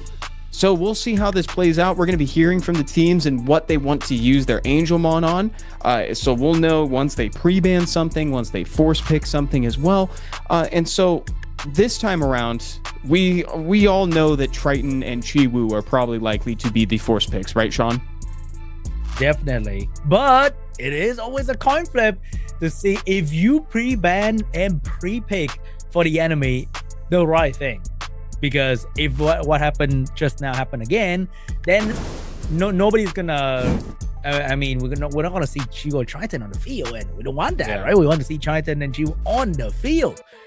Yeah, that's the thing, because it's like, you know, the teams that we just watched, they did a really good job of guessing the 50-50 Topa, because it's like, you know, one side was like, okay, I'm gonna pre-ban the Triton, they're gonna pre-ban the Chiwu, and then everything is off the field. Yeah, it was really interesting to see that, you know, they actually went for, you know, like splitting those two, because maybe, you know, you think that like both teams are forcing the other team to pick like the Chiwu, right? But actually one team forced the Triton and one team forced the Chiwu, and then I guess naturally, you know, you kind of pre-ban the other. But then maybe, you know, it would be that both teams are pre-banning the Chiwu and both teams are forcing the Triton. So we might see something like that too, where it really comes down to, you know, if that one monster is, then, you know, on either side of the field, it has to be drafted. Yes, exactly. So people are learning how to use this thing. I'm interested to see if anybody is actually going to break away. If I'm not mistaken, Sean, I think Chaos may have used, like in the past, not a team that's represented here today or in this matchup now, but they might have used their pre-ban still on a monster they genuinely didn't want to fight against last week. And I think if there is going to be something like that, it better be the Wind Pudding Princess, man, because Gandalf was like Wind Pudding Princess Pro Max at some point, and without Gandalf, we're down to the Wind Pudding, dragging the game out quite a fair bit. Did get a win though in the most Wind Pudding Princess fashion, which is the reflect damage. Yeah. But boy, she's sure is good at dragging the game out really, really far. I don't know if this is a hot take, but some of these matches are making me wish that Ragdoll had his reflect damage back, Sean. Are you on team buff Ragdoll or team keep him the way he is? Last time I checked my boss, I don't see that, so I'm on team keep him the way it is. That's what No. As a Ragdoll owner, I can confidently say that he needs a buff. I think, you know, we should also give him back the 20% attack bar, as we saw that, you know, the Ragdoll just didn't really give that many turns to the team in that matchup in the last game. So, you know, I think team buff Ragdoll. Yeah, dude. All I'm hearing is some bias going on over there, okay? That is not very cool. That's not very subjective. You know, I'm a bit degenerate. I love units that just sit there and accrue value, but I think Topa might have a point here, because I mean, if you think about it too, Ragdoll is also crit dependent. We got units running around like the Fire Tetsuya who don't even require any kind of critting. They just say if you hit anybody else, I get 30, but it's only him. You know, so I think giving him the 20 back, or I even just want the reflect damage back, Sean. I'm not even asking for the 20%. I don't even want the 20%. I'm just saying. You know what we need back? We need the Gianna stun to be 100% back. Yeah. I'm on that boat now. Yeah. We need. Okay, that. I'll write it down. All right. I'll write it all down. Now we're cooking. Chat, don't let us on the balance team. Don't let us anywhere near that. Don't. Be careful. You know why I want back more? In 2018, there was one time when the balance patch said War Young skill 3 would ignore defense. Then it got denied. Then it got forgotten. And then Yeah, Yon. Wo Young. Who's Wo Young again? What does she do again? Yeah, nobody knows about that. People know about Colleen. Nobody know about Wo Young. Like, ooh. We don't know about Wo Young, chat. Yeah, no, I'll submit that as well, Sean. What's up, Genie? What's up, Penguin King? Welcome, everybody. Thank you all for joining today on this last week of the round robin phase of the Americas Summit. There is a cash prize at the end of this for some of these teams as long as they make it through to the tournament phase here. So we're trying to find out who the top 4 teams are that are actually going to place for that. 2 teams are going home. Looks like Skit's Sons is going to be one of them. And we'll see who the other is shortly. And the rest of the teams are going to be playing for seeding in that tournament structure down the line here. So chat, given the nature of what we were just conversing about, tell me your hot take. What unit do you want buffed? What's your monster hot take? Topa, do you have another hot take? I think I'm probably gonna get enough hate for that ragdoll one, so I think we'll leave the hot takes with that one right there, and Roger that. before the pitchforks are out in full effect. But yeah, back to this matchup today. We'll actually know who makes it to the top 4 already after this matchup, and we got something more interesting on the way here in the Angelmani usage, Evan. Oh yeah, look at this. We got the force pick on Triton and the ban on Triton down here. We also have the force pick Chiwu and the ban on Chiwu yet again. Then we've got the use on the Wind Angelmon for both teams as it should, and all of the matchups are staying as they were a second ago where we saw it. So yet again, we are seeing Triton and Chiwu staying banned. They will not be utilized, probably for the best. Now, Sean, we kind of were talking about like the Exodia comp, or if there is one for like crowd control where these monsters could be useful, but I'm kind of in the camp of thinking that it's not very well supported in this challenge mode. Do you agree? Yeah, definitely. There's no real Exodia comp in the challenge mode because you don't really know what you're gonna get, so you might get like half the comp. So it's really not a good idea to put all your chips into one team in challenge mode, but you gotta really know how to react and picked up a healer when needed, picked up more damage when needed, and then that's truly the moment where challenge mode really shines, is your ability to draft and react. It's true. It's all improv. And that's the thing to remember, chat, too. I think Sean just pointed out something really important, is that there's a different skill set being put on display. And also some of these items accentuate that, right? There's a lot of emphasis put on thinking ahead of the game. In the pick ban phase, now you're not just trying to psych out your opponent, but you're also trying to react and move to pieces that you're getting on the fly. So that's kind of the skill set that's being put on display, which is really neat. Now, in terms of that Exodia comp, you know, I think that there is like a world where, like, I don't know, Topa, is this cope where you get like double strip, like a Reshion or Chiwu or whatever, preferably not Chiwu, and then you get like Maximilian, Sunjung Lao, and Carnal or something like that. But is that like, how is the output on that? Could you realistically plan to win with that? You could, if your opponent doesn't have the answers against it. Like, you know, if the opponent then just has like a water monkey to outspeed you and stun you, or has like a hay gang to like cut you after you use your AoEs, or then if they just have, you know, some sort of like a ragdoll Angela, some really heavy sustain team like a Shizuka, just like one violent proc is just gonna end everything. And everything else is just so tanky, right? Like, I think that's kind of what you're getting at too. It's like if there's a Jingzhe on the other side too, a piece of disruption that can kind of cut in and like stun one of your units, that hurts. So yeah, it's probably for the best that these units are being banned out, because they're likely not going to find this strategy anyway. We're getting into apps versus Wallen coming up here. And here's the pick ban phases. We also see that Triton is appearing, and he will not be making an actual appearance in the game in there, so I crossed him out. Sean and Topa, take him away, guys. Yeah, we also see the Chiwu on the other side that is not going to be making an appearance. Nice Once again, eyes. we have a pretty vanilla draft here, right? So those monsters probably weren't going to be used either way. And we also see a no LD5 matchup here. Ooh, very free-to-play friendly. I mean, the entire mode is free-to-play friendly, pretty much.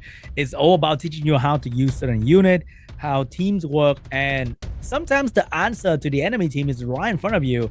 But if you just don't really know what you're doing, then you can miss the opportunity to win immediately. So we got a Veladro getting picked up here. Over there, we got double strip coming from Wallens. Maybe the Exodia comp in Evan's stream might come true. Yeah, at least to some extent here, but Apps does have a Diana. Not pick up the Diana yet, however, just doubling down on that immunity, you know, really trying to keep those buffs on his side of the field. Villager also does have that little bit of healing, but definitely would like to see Apps pick up a Diana, maybe another healer alongside that, although he doesn't have that good of options. Maybe a Kumar. On the Wallen side, I think you probably still, I mean, you can't really do this AoE playstyle, yeah, so you kind of have to go for this Angela, you know, as annoying as it is, as long as it does make these games last, it's a very strong monster in this mode. Yep, very strong monster, especially when enemy don't really have a lot of damage, and that is exactly what it is in challenge mode, where everything is ruined to the max. Then damage is not exactly the thing that they are very good at doing. So we got Kumarian picked up, we got Dyna getting picked up as well. So a lot of good tanky monster for both team here. One's probably have to lock in a different healer for the end game, and that could be O'Reilly. Yeah, Riley's really the only other healer here. I mean, it's actually the only other healer that Wallen has here. So either he's going no healers. I mean, Chow has some self-healing. Bird has, you know, that little bit of self-healing. Vanessa has some protection, right? So you have a couple other options. But yeah, either you pick a Riley or you have your Angela game banned, or you don't have any sort of sustain. And goes for a Chow. But so probably signaling a Dyna ban. But there is a Kumar the Oblivion. So I think I think the Angela can still be banned out, and this is not looking too bad for Apps. Hey, I respect that, man. I respect that Chow. We got a Dyna ban. We got a Fire Megami ban. Once get the speed lead, Apps get the ultra cleansing team right there. A lot of cleanse, heal, protection going on. Can this Werner strip all of that away? Yeah, Apps is really reliant on his Kumar landing that Oblivions. There's 3 passes on the side of Wallen, and pretty effective passes at that too. And there's not a whole lot of damage or control or, you know, just direct threat coming out of App's side, so he's gonna need to chip away at this. Oh my goodness, is the Solvar gonna lead the battle for the terminal? Surely not. And remember, guys, Banana Boys, App's team is in a very dangerous situation here. If they lose, I think, 2 games, and especially if they lose the game that worth 2 points, then it might be over for their chance of making it to the seeding. And this is that game, Sean. They are worth 2 points each. Oh no, if Apps go down here, they might be cooked. This is going to be a very huge match. Then, yeah, that's kind of somewhat of a secret from the other teams, but I think once we're already into the game, it's okay to disclose that right there. This is actually the big 2-point match here, and as Champi was alluding to, Banana Boys needs 3 points to guarantee their spot in the top 4, and Parceros on the hand only need 1 point. So there's a chance that both of them make it, and then knocking out GLHF. The top 2 spots are actually, or not top 2, but 2 spots are already guaranteed between the last 2 teams that are fighting today for Chaos and Lil Jenny's team skills or bills. But this is going to be the matchup that really decides who makes it in. As well, right now, not a whole lot happening in the match, Sean. Yeah, they're kind of trading a little bit of jab between one another to try and shake off the immunity, the shield. There is some defense break moment happening, but the power of cleansing from Apps is really, really good. He has a lot of cleanse under the belt, so the defense break get taken away very, very quickly. But sooner or later, the Chow's gonna hit hard because Apps also doesn't really have a big window to do any real damage on enemy team just yet. He does have the Oblivion, which did land very nicely on top of this Angela right there. So Angela not cleansing at all. That, you know, the defense break is standing there, also not getting those shields from the passive, and yeah, it's not nearly as much protection as you're normally used to seeing this Angela provide, but that defense break once again top of the soul bark, and Chow might do a number on that monster here. Oh, Villager, can he save the soul bark here? Villager with the defense break, no procs, win to win with the AoE, but you can't stun a Chow. So here comes the very decisive moment of the match, where Chow is going in with a defense break target, and Chow is going to have at it. Abzi losing one of his key unit, looking really bad at the moment because he now have 3 sort of semi-support DPS, but Wallens has everything. Yeah, that is going to be a very tough battle for Apps at this point. How do you even deal with this Chow at this point? I mean, you do have the Kumar Oblivion, but I mean, it's not just a Chow. There's 3 other monsters still alive on Wallen's side, and does get the Oblivion now, but you know, it's not going to be. It's only a single target Oblivion, only for 2 turns. It's not going to last forever, and there's a lot of pressure that Wallen's still doing here. So Chow, another Justice, and that Kumar is below half health. And Kumar is only getting weaker as Chow is slowly getting stronger. And that is not looking good. Village will kind of stay the same throughout. I mean, he gets a little bit less tanky. So the water damage dealer from some side was just getting stronger and stronger over time as Kumara provide less and less value to the game. Yeah, that Oblivion is now going to be off the Angela. Defense break does still sit on top of that monster, so maybe can get a bit more damage here. I do see a world in which if the Angela drops, there's still... Okay, not really, to be honest. I want to be optimistic here, but it's looking really bad for Apps. I mean, the Chow is just going to be doing so much here. Even if it gets Oblivion, then the Burner is going to be doing so much. The healing is not that much coming out of Belladril, and Kumar also has a pretty long cooldown on that, so it's going to be really difficult. Kind of have the Oblivion here, but you also kind of need to use the skill tree for the cleanse. Quick amendment from production here. Sounds like actually Zex and Mesa are the ones with the Wind Angel Mon. Sounds like there was actually a change up there. Alright, so maybe it's not looking so bad for Team Banana Boys as they are going to be dropping this first game, and Wallen does take the victory there.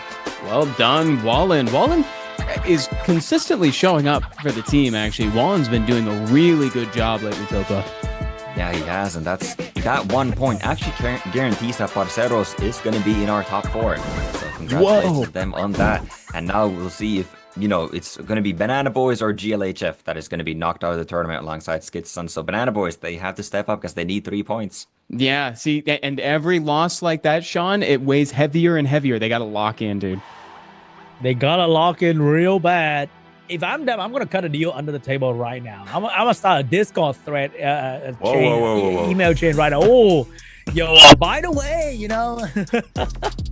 But hey, with the power of esport and friendship on our side, we can't do that, right? So we are going into the next game. Banana Boys has to win all games. Even just one game gone, that's going to be very, very bad for them. This is it, dude. They got to get the next 3. Otherwise, it's vamos. We'll see what happens. Again, guys, the stakes have never been higher. This is the last opportunity. It's all been for this, and it's not starting off great here with Apps gone. Zex, Zermo, and Rhino. They really got to show up for the Banana Boys here, Topa. Well, if Zex is the Wind Angemon man here and does get 2 points, that actually already ties them up with GLHF. So at least we'll have some sort of tiebreaker. I'm not entirely sure what our tiebreaker is going to be, but if they can get 3 points, then they surpass GLHF in the point count, and there's no need for a tiebreaker. But yeah, this is going to be, if they lose this one, it's going to looking really bad for them. But Zex has been one of the better performing players, and he was App's first pick in the draft phase for this entire tournament too. So, you know, a lot of faith sitting on top of his shoulders here. Yeah, dang Skippy. Again, guys, yeah, Zex and Mesa, these are the Wind Angelmon holders. So one of these teams is going to get 2 points for this win, and the other won't get anything. We are already in the pick ban phase. Take it away, guys. Oh, we have both teams rocking the LD5 immunity buffer, but Mesa is the one with the Werner. I think that is on the higher win rate unit overall for the challenge mode. So he's looking real good for this one. Yeah, Werner has been, you know, I mean, it was my pick for the #1 monster in this mode, but interesting, we're seeing a potential Eresion first pick here. I mean, that monster did just get a win for his team, but I'm not the biggest fan of Eresion in this mode, as it has 0 additional damage on the artifact. So the damage, it doesn't do any damage, right? It does set up with the defense break on skill 1, but you don't have a Chow or anything that's like super high damage. Maybe the Zenitsuba also sets up for itself, so not really needed for the defense break there.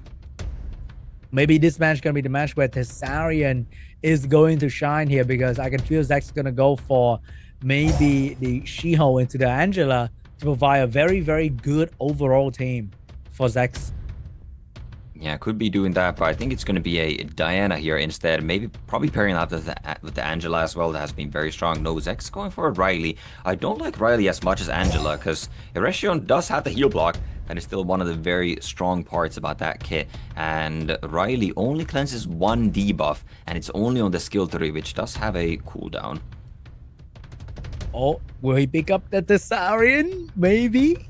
Maybe he's going to pick up the Thessarian. And oh, that is going to be a Wind Zenitsu coming from Mez. I'm not too sure about that one, though. I think Wind Zenitsu has been performing that well. And we have the Wu Saiyan picked up into a Diana. Also another, not a huge fan kind of moment, but that is what Meza is going in with.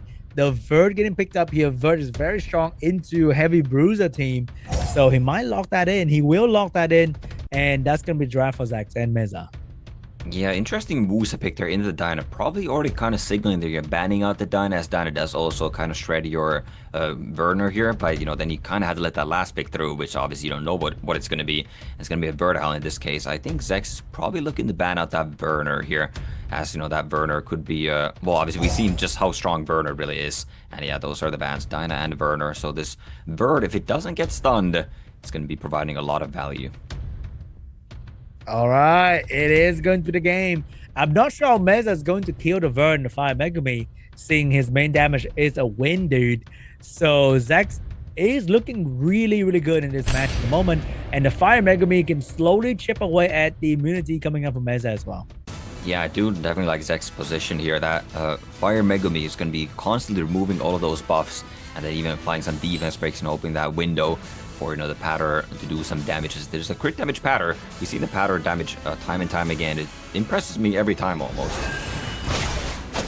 Here we go. The Vert with the counter against the water, but did not get a crit, allowing the Wusa to get that skill 1 once again. And the what? I mean, yeah, you get the sleep, but does it matter? Like, Patter's gonna cleanse, Riley's gonna cleanse, the Bird moves last, so like, it really doesn't do anything for you. The Megami, however, does miss that buff remove and the stun on that Velaju, which is quite huge, as now Velaju can get that immunity up, and did this just crit fire? It definitely did. Bro just doing it for the love of the game. He just want to sleep the Vert just to aura farm on Zax right there, even though it doesn't matter because the cleanse is coming out anyway. So I think the healing from the Riley is going to be enough to oh, what's happening? Oh, looks like we might have a technical pause. Yeah, might be some connection issues going on there. Not sure, because it looked like everything was going pretty well, right? I don't think there's any, you know, questionable plays being made aside from maybe sleeping that Bird, which didn't matter a whole lot, but seemed very intentional, however. No accounting for that, though. Yeah, we'll see what happened. If it's nothing, they'll get it right back on. Maybe somebody disconnected by chance, in which case they'll probably just recreate the pick ban phase and we'll take it again. Although I doubt Wusa is going to be able to get that sleep again. But, you know, it does, like you said, Topa, didn't actually have too much bearing on the actual game.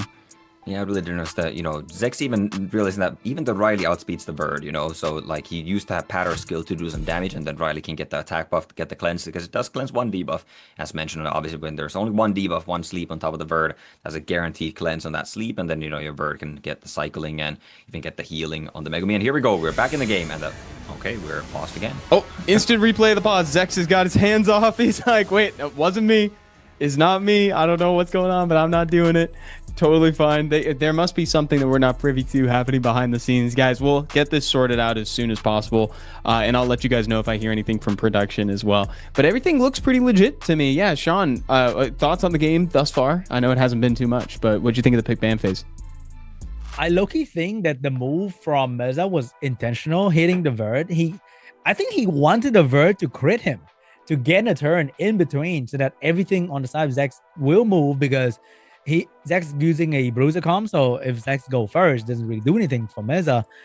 And after that, then Meza can actually strip the immunity from the Riley or the Pater, so that he may have a better chance of killing the Fire Megami. But he was too good at a job, and he stepped the Vert instead. Yeah, it might have been a calculated play, like you're saying. Actually, it could be the case. We'll see how it ends up playing out for him. I mean, we obviously know that he didn't get the intended effect if that was the case, but I don't necessarily know if that's what led to the pause in this case. Again, I'll keep y'all posted on any updates or anything like that. Oh, it looks like we're getting back into it. Let's go. Take it away, guys. Here we go, Bird getting that turn now, and the Riley skill 3 basically healed the Megami back to full health even after he got smacked by that Wind Zenitsu right in the face with that crit, but now taking away that immunity, even Divas breaking all those, Zenitsu will move out of that. Oh, and maybe here comes the strip, but once again, it's not going to do a whole lot. There's also the Vert threat every time that Erection is about to move. Vert somehow is becoming one of the most popular units in RTA, sitting in at least top 30, which is very, very not common for a 4-star unit in 2026.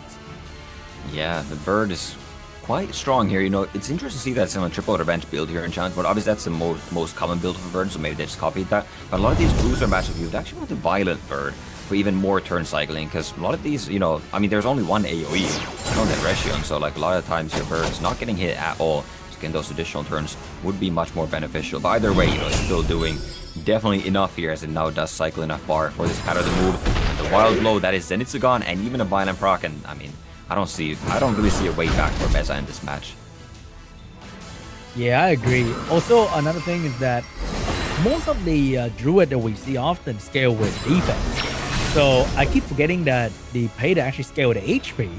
And every time I see a defense on Payda and he still can do an insane amount of damage, it kind of surprised me and then realized, oh, it's scale with HP. I'm an idiot. Like, the defense does nothing. Yeah, the Payder's HP scaling, that does mean that his scaling gets a bit worse as the game goes on, but obviously HP drops anyway, so in like proportion of the HP, it doesn't really make any difference.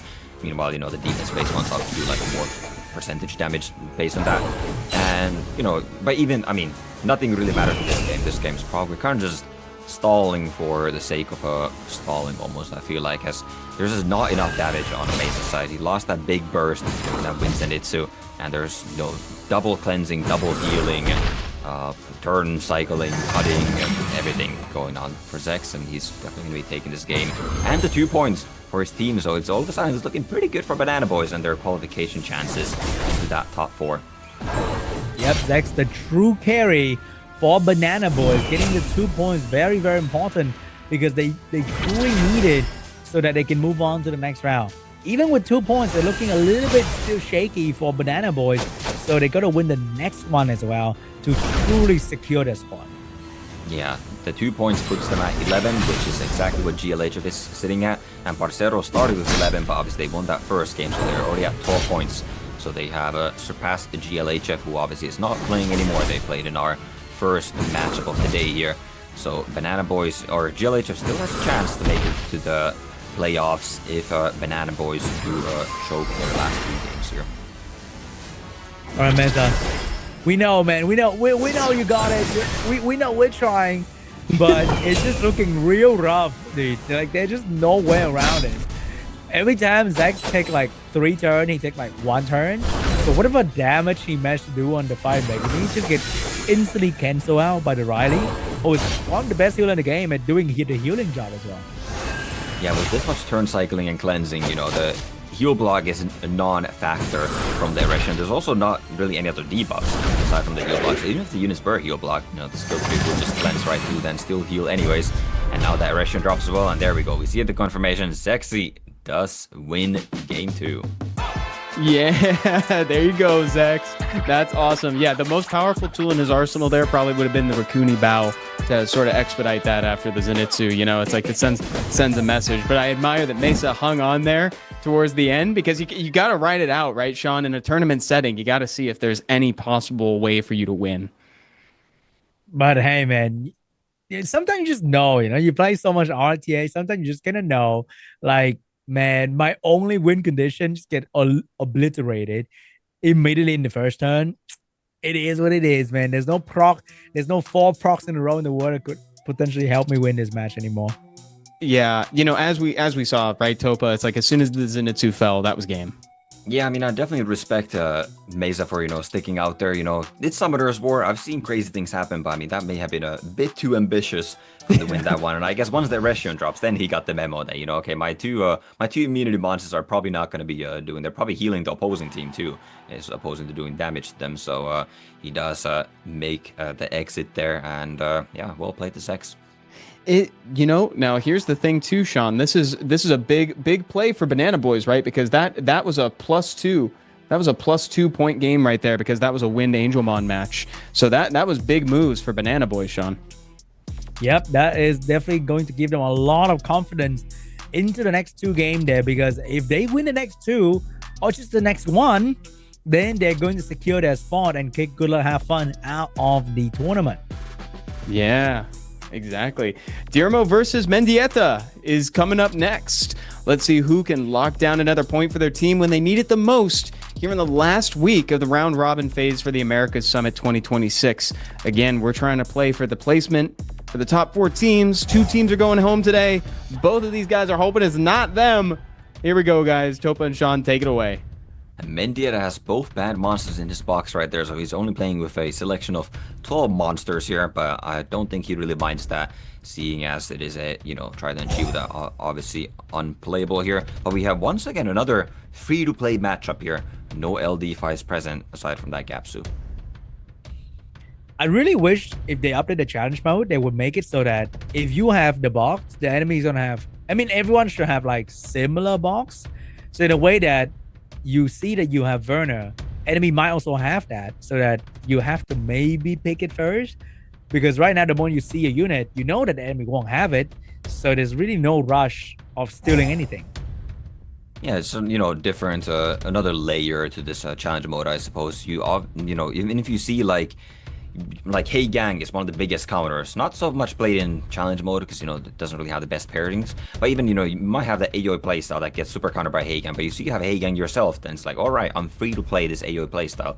So it can be quite cool. But yeah, also, that makes so that some of these high priority monsters don't need to be the highest priority. So they will not get stolen. And we see that from Mendieta as he's not picking up that Werner, but he likely will pick it up in the late game.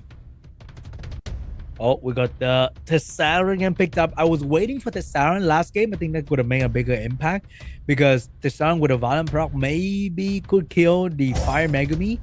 But this time around, still looking okay-ish into the Fire Megumi and maybe even a Chow.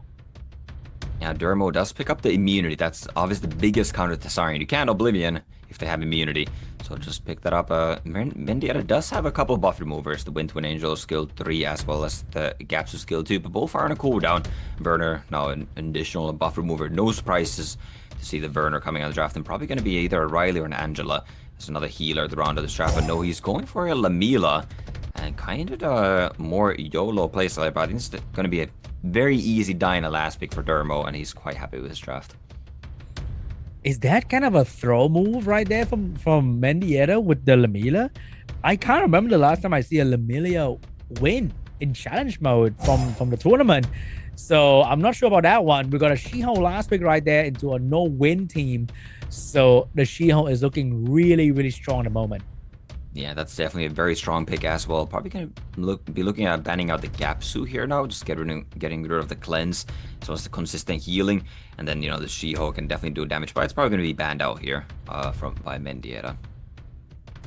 Let's see what it is. Is it going to be a She-Hulk ban? Is it going to be a Chow ban? It is going to be a She-Hulk ban. And the Gapsu is being banned now. So Mendieta do have the strip into the provoke. But I think there's a chance Villager might cut in between. Yeah, the speed advantage goes over the Dermo as we head in this match. Obviously, the Swift Water Twin Angels will be taking turn 1 here. But Megumi could be cutting in if you don't target it. If you do, then, yeah, even right now, you would have to get a lot of pushbacks with this Werner to make it team 2.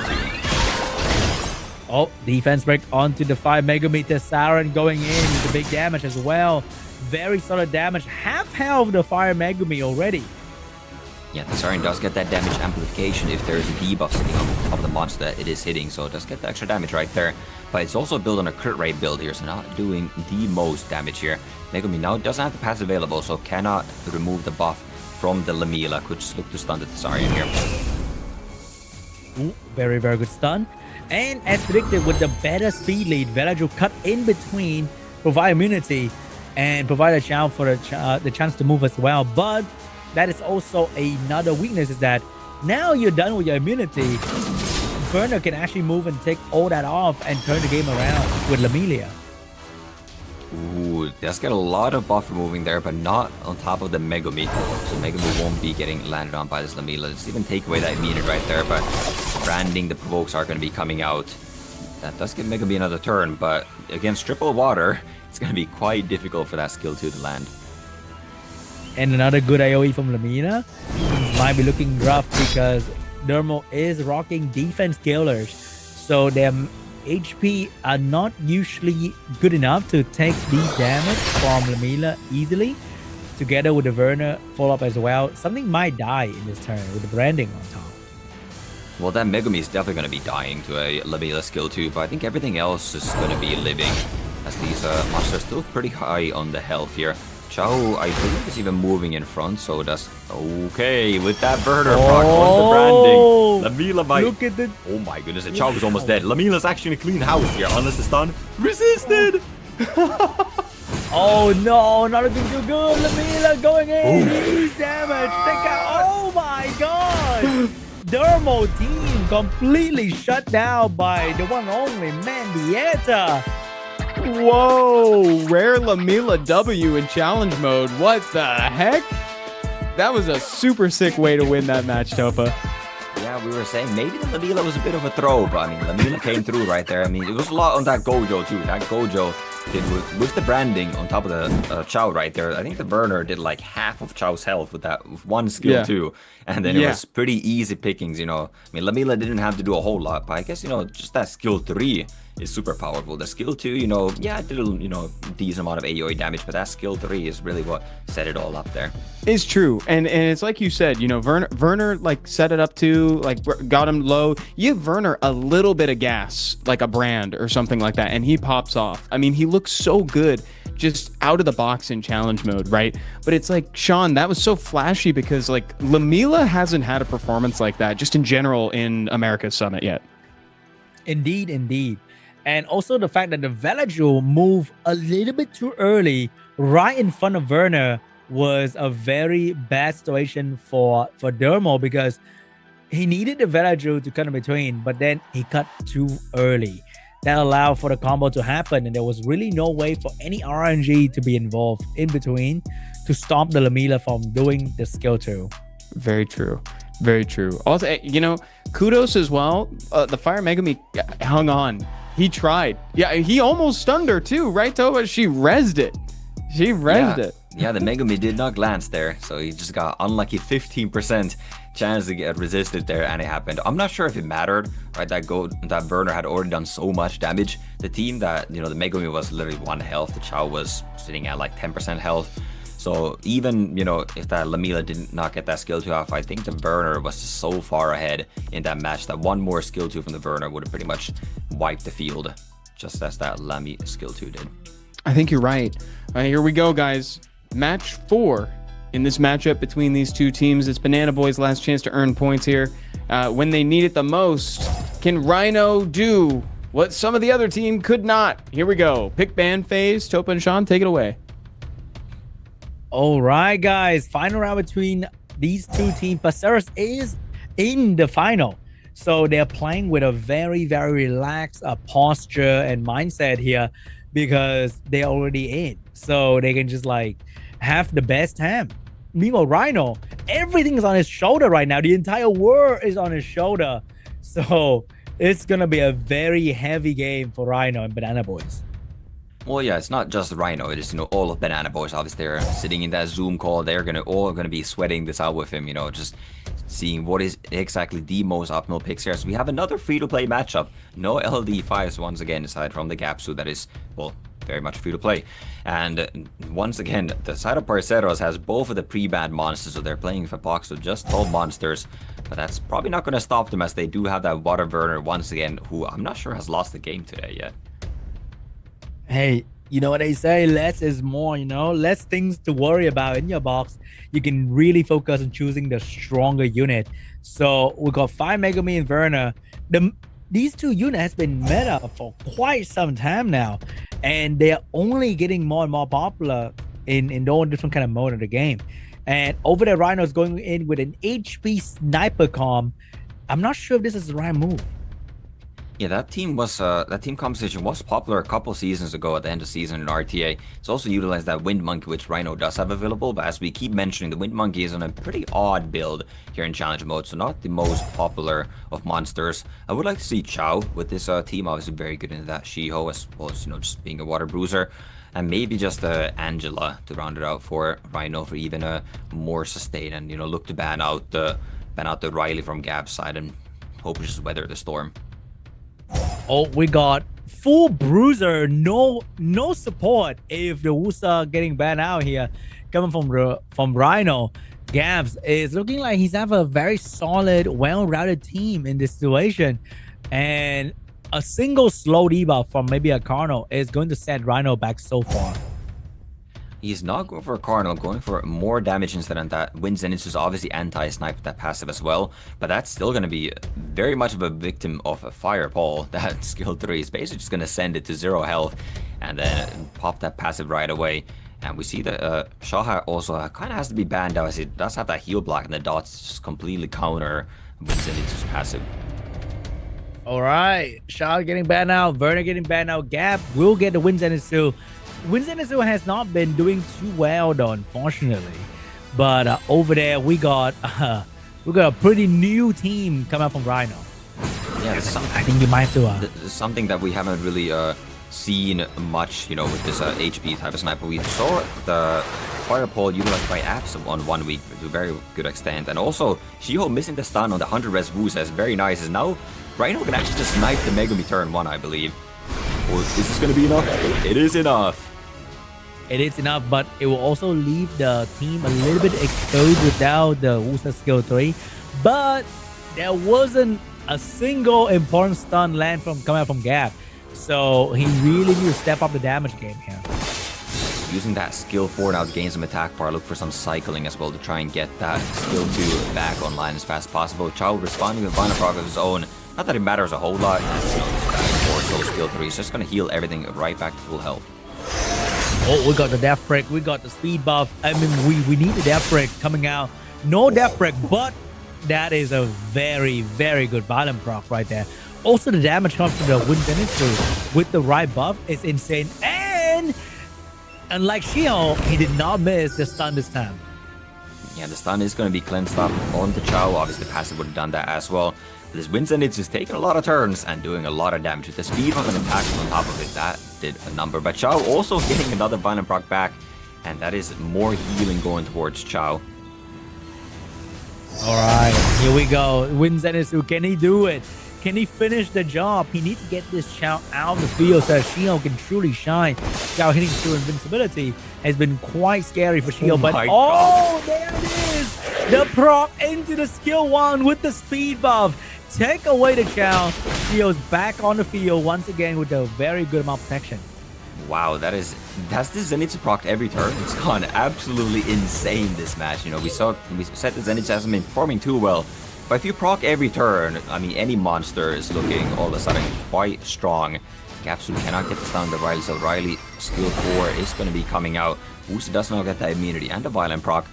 But Zenitsu, and as well as the Shiho, with the help of this Riley, are going to be very difficult to take down at this point. And we can also see the weakness of the Fireball is after the first turn skill 3, he's kind of there, but not really doing much for quite a number of turns.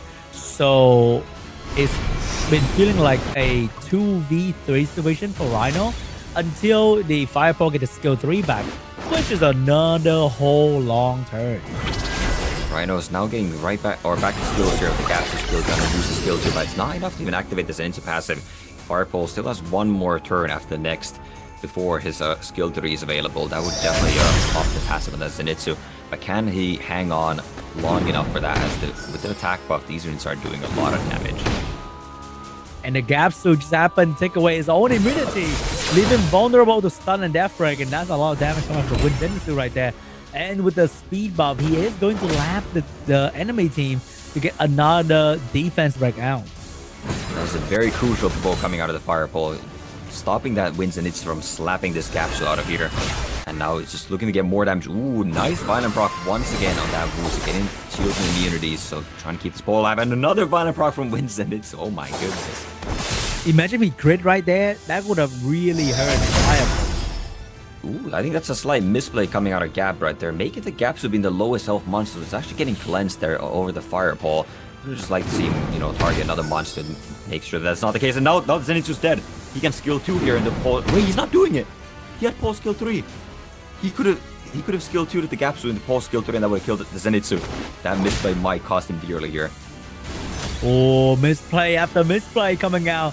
The stress is really getting to them because certain things they need to like take their time with the clock. I think that is one thing that we are all guilty of, is that the moment it is our turn, we use it immediately instead of like let me reevaluate the situation here and what is the best play.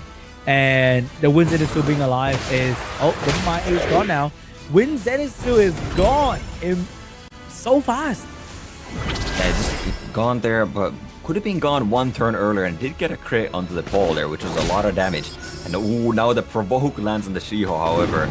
So Shiho not getting that skill 3 off. That is a huge provoke that might keep Rhino alive in this game. So with attack buff, at this point in the game, Shiho's skill 3 probably one-shots Fireball.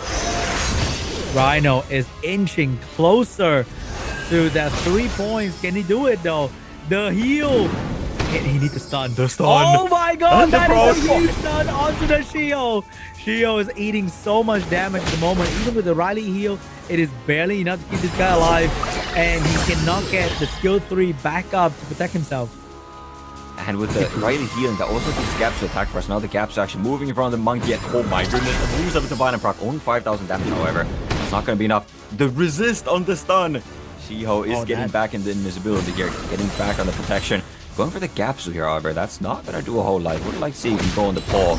The pole could be provoking, but now actually just gives the totem to Riley and even more healing on top of the Shiho. This is still... Shiho can still definitely win this match. But he needs to get some good stun here, and he's not getting that on the Gapsu. Gapsu is getting a bit more healing once again. Gapsu getting another violent proc. Gapsu did not take away the invincibility to finish the job right there. But another violent proc for Rhino. Rhino is proccing non-stop, but the invincibility is keeping this Shiho alive. Fire Pole does have skill 3 available. However, if the skill 3 glances, he does not gain that extra damage bonus. If the skill 3 doesn't glance here, that is a dead Shiho and it's game over. If the pole glances, Shiho might take out the Gapsu. Does it glance? It glances! Oh, it glances! Shiho back in the game with his skill 3. And the Gapsu is going down. Maybe Rhino could have switched the target to Riley all this time, but he was so locked in on that Shiho. He failed to realize there is another prey in the field. I think that might be GG at this point. I don't know if there's going to be enough damage to take out this Shiho. Maybe if Fire Pole can get into another skill 3 rotation, they'll boost a skill 2. But man, this Riley healing is just so overbearing at this point. There is that small window opportunity right there where the shield is naked for a quick moment. Can the Wusa do it? Big skill 3, but barely enough. He's going to provoke or stun from skill 2 rather here. If he can get a stun, he does have skill 3. Oh, the stun lands. Wait, he has skill 3 available on the pole. Wait, who's with the proc? And he Give is some the more proc. damage in. The crit? Can he... Oh my god, the damage. But is it going to be enough though? Even if he landed skill 3 right here, it might not be enough to finish off the shield. And shield's going to go and destroy the Wusa. No. And GG, the elemental advantage. Save shield. Be like water, my friend. Oh my, that is so close, and maybe a couple of misplays there might have cost him the game, although probably didn't matter in the end, as that, you know, the Fireball did get healed back at the full health, and this unfortunate glancings right there coming out of that Fireball, and Gab is gonna take the game, and I believe that puts Banana Boys and GLHF both at 11 points and tied 5th place. Yeah, I think you are correct about that, actually. Congratulations to Gab. Dude, the Shiho solo. Man, at Topa, it was looking unlikely for a second, but like, never underestimate the dev's favorite monster. Yeah, I mean, had enough protection, that healing from the Riley too, you know, really kept it alive, and even through the immunity that Wusa provides, that skill 3 just scales so well in the late game, with attack buff, with all the additional damage that is sitting on top of the Shiho. I mean, we just saw the skill 3 absolutely delete monsters. Yeah, absolutely, dude. Man, Sean, what are your thoughts coming away from that match? I think it shows another classic problem with us real players, that we are so locked in on the target that we fail to realize that maybe if he shaved all his big nuke to the Riley, he could have killed a Riley. Maybe, you don't know that, but he for sure could not kill a Shiho because he was gambling so much with the skill 3 of the Fireball. He missed twice. Unfortunately, the 50-50 is not kind to you. Yeah, I'm kind of in agreement with that. Like, I'm wondering if maybe some of that ammo should have been put towards the Riley, but I don't know, Topa, what do you think of that? Is that hindsight, or how are you feeling? I think it was the correct play to go for the Shiho right there. If you kill the Shiho, you straight up win the game, right? Shiho could still even solo you, even without the Riley there. And I know the Riley is sitting on minus 22 fire, so the fire pole skill 3 doesn't do a whole lot of damage to that Riley when it also already has a lot of health as well. So true. All right, chat. We have one more team matchup for the rest of the day here on the last week of the round robin phase. We'll be right back with that after a short break.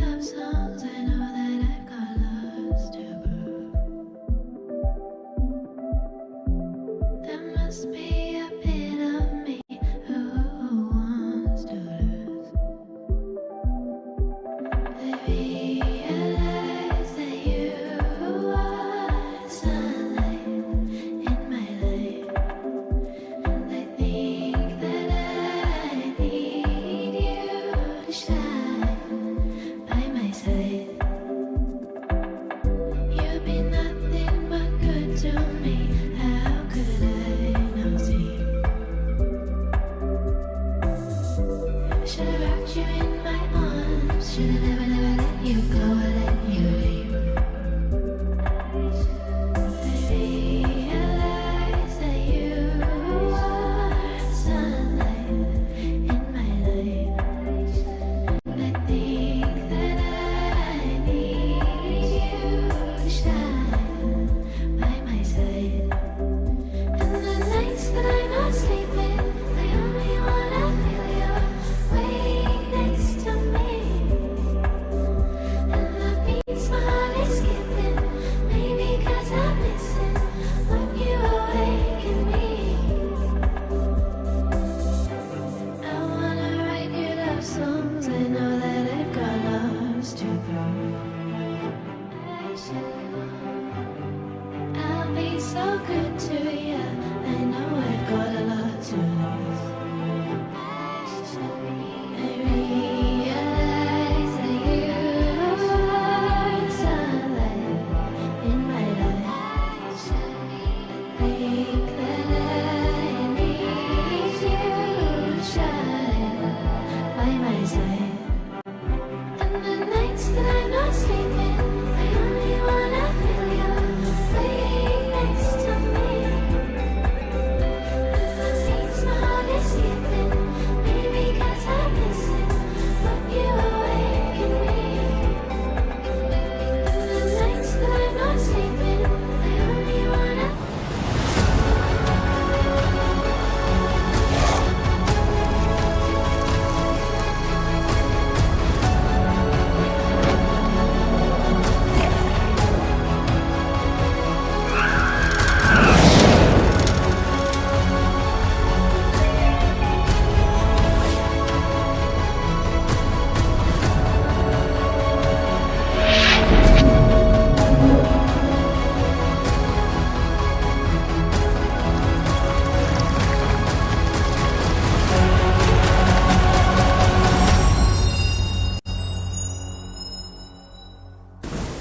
Hello, everyone, and welcome back to the Americas Summit. This time, again, for the last phase of the round-robin portion of the tournament.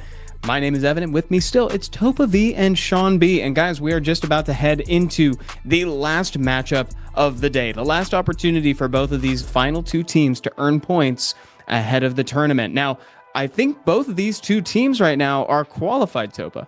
Yeah, both of these two teams are qualified, so they're just, we have a little bit of a show match type of game or match here, but also they are still playing for seeding, right? Points are still important, as that will decide the seeding for the top four. Yes, exactly. So from here on out, for the top four, once they've hit that placements, it determines where they sit in the bracket on that final day. So it should be fun. We've had a lot of crazy games today, Sean, and here's the current leaderboard, man. I guess because Villa have fun gained more points today. They are placed on top Banana Boys. So the top four is pretty much decided right now. And I think for the last round, they should have a gentleman agreement to pre-ban all the healers. yeah, all heal. Let's see a change from henceforth, gentlemen. We are now, it's like, that's what it is. Gentlemanly agreement. And we're just going to remove the healers, and Chiwu and Triton are back in play. That's actually not the case. Actually, these guys do, in fact, that both teams have the opportunity to pre-ban something and force pick something. There's the empty bracket, by the way, for what will eventually be the final portion of the Americas Summit down the line. So again, they are now playing for seeding in this bracket. So points still matter. So Topa, when it comes to the pre-bans, the force picks, if it's not broken, don't fix it, or do you want to see new bans and new force picks? I mean, I would like to see something new at this point, especially since these two teams are already guaranteed.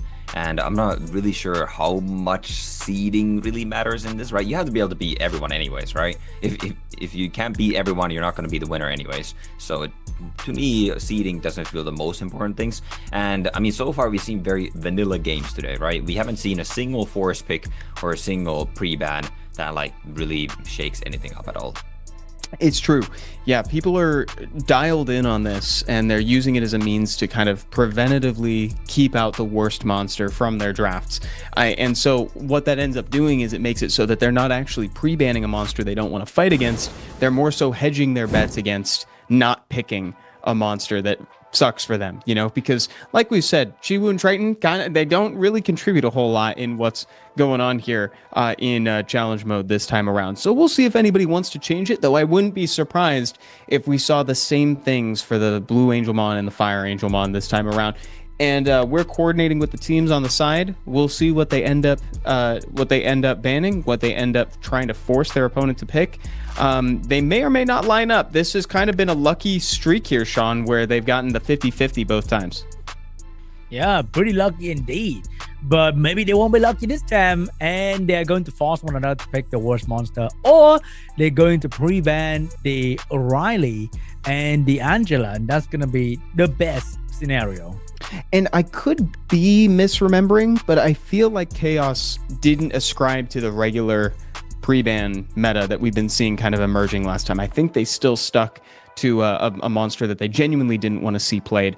So we'll see what ends up happening here. Here are the matches. We got Pac-Man John versus Zazos starting us off, so you can look forward to that. And then the matches will proceed as given here unless they decide to use a Devilmon. And that's what we're waiting for on the side as well. It's we got people in chat talking about the last one too. It's Wild Firepaw skill 3 can glance, to be honest.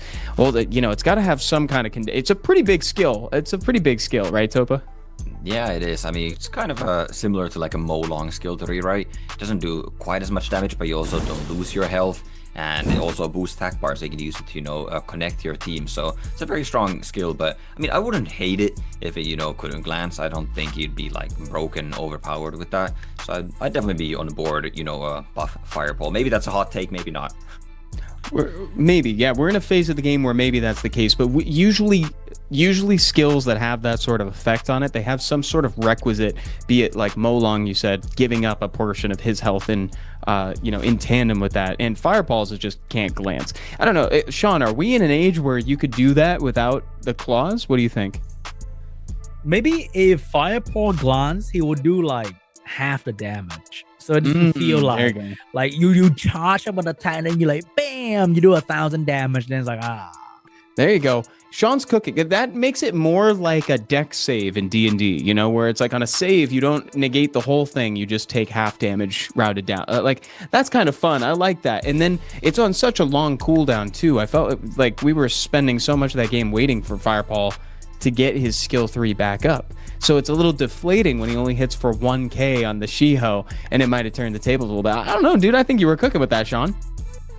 Yeah, I think maybe doing like 5 to 7k would really mean something in that match right there. But 1k was just kind of bad, especially with a very long cooldown. And the other two skills are not exactly super impactful as well, while that big skill is on cooldown. So it's kind of like a sitting duck for most of the time. Yeah, for most of the game too. And he doesn't have the same sort of tech that Molong has. Oh. Okay, interesting. So we have a force pick here that's negated by this pre-ban.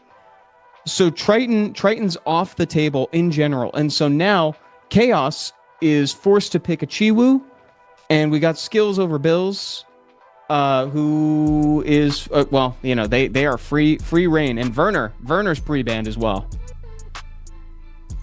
Yeah, we see Chaos. They did last week also. I believe they pre-banned a Riley.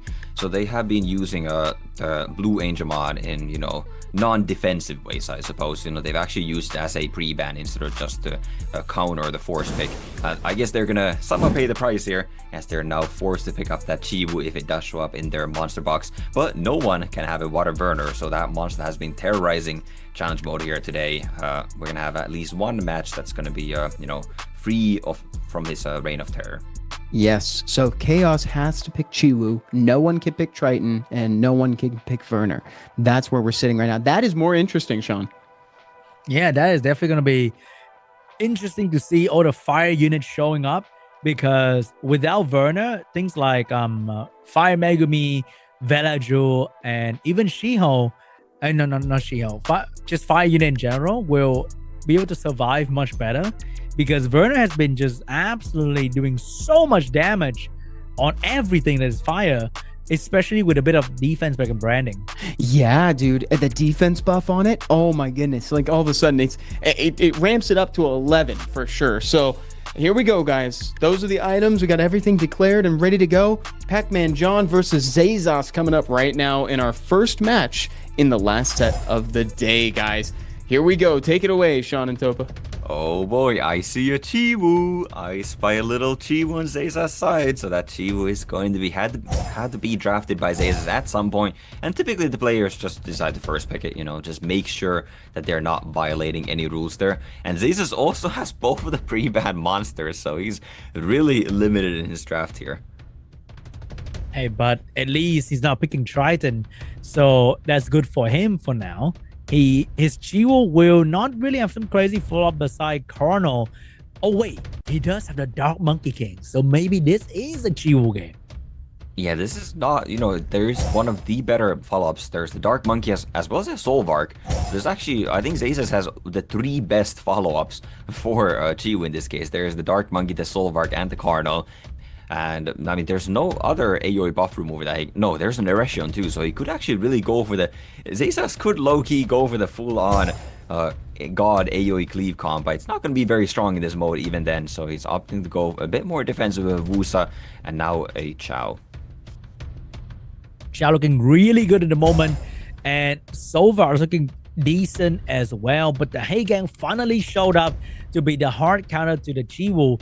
And I think Heigang might have to be banned, or we have to ban Shizuka and just try to live through the Heigang first couple turns. Yeah, this is going to be still pretty difficult for Zazas here, as he has to fight his Shizuka, especially giving it threat stay. It's going to be very difficult here, and yeah, he bans out the Diana's. That's going to be the volatile damage dealer, but Shizuka is going to be very difficult, and the Heigang is going to negate the turn 1 potential that Zazas has, or would otherwise have here with the Chiwu and the Dark Monkey. So the Chiwu is only really good in your box if you also have a Heigang, so that you don't have to deal with this crazy hard counter.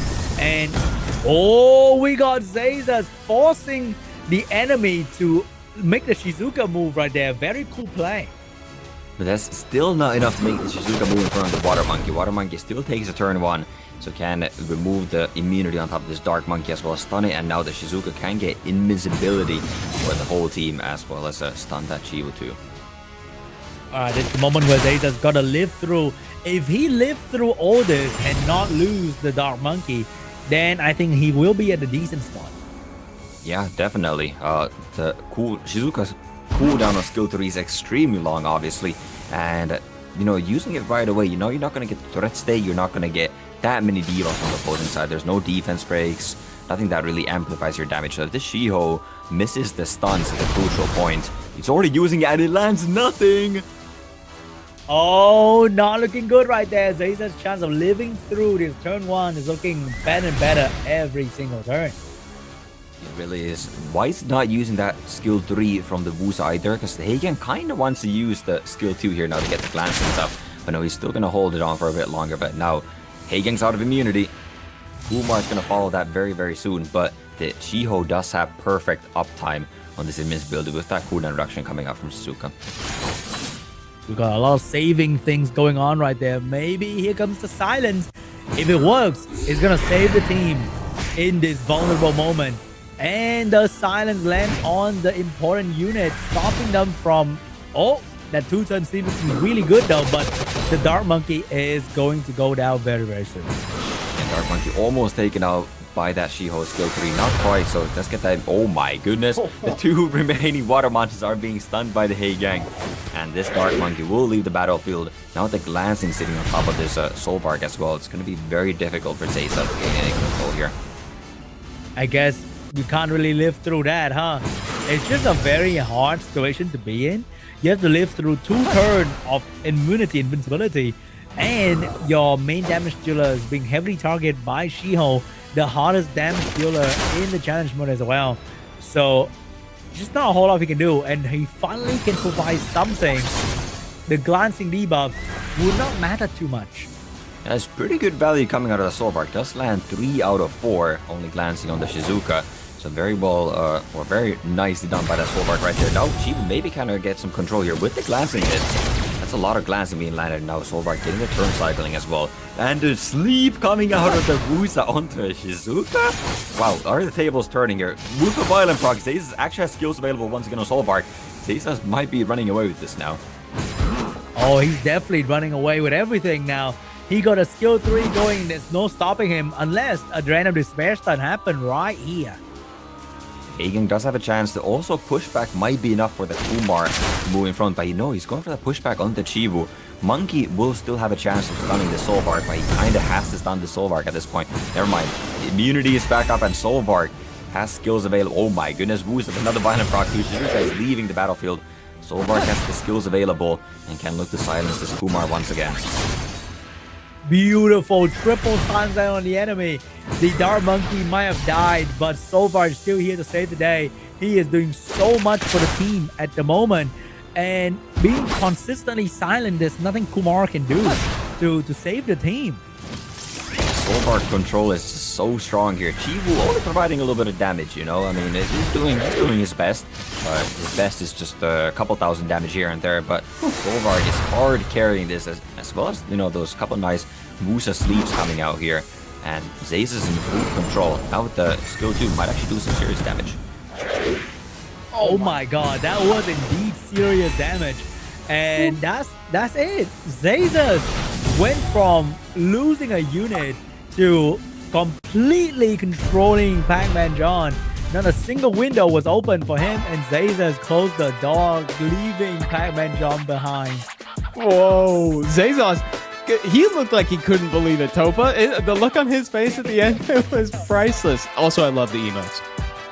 Yeah, leave it to Zayzas to find a way to win Chivu. And, I mean, the Chivu, again, didn't do a whole lot. It didn't even fully desync that Shizuka turn 1, so kind of unfortunate there as well.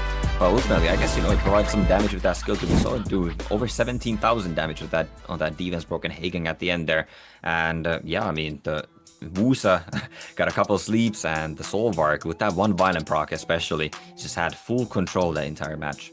Solvark is so incredible, dude. And you know, with that in mind, right, like that was a super rare Chiwu W there, Sean, like Topa pointed out. I mean, auto critting skill 2 on defense break, it sounds pretty good. I can't believe Zayzas found the way, Sean.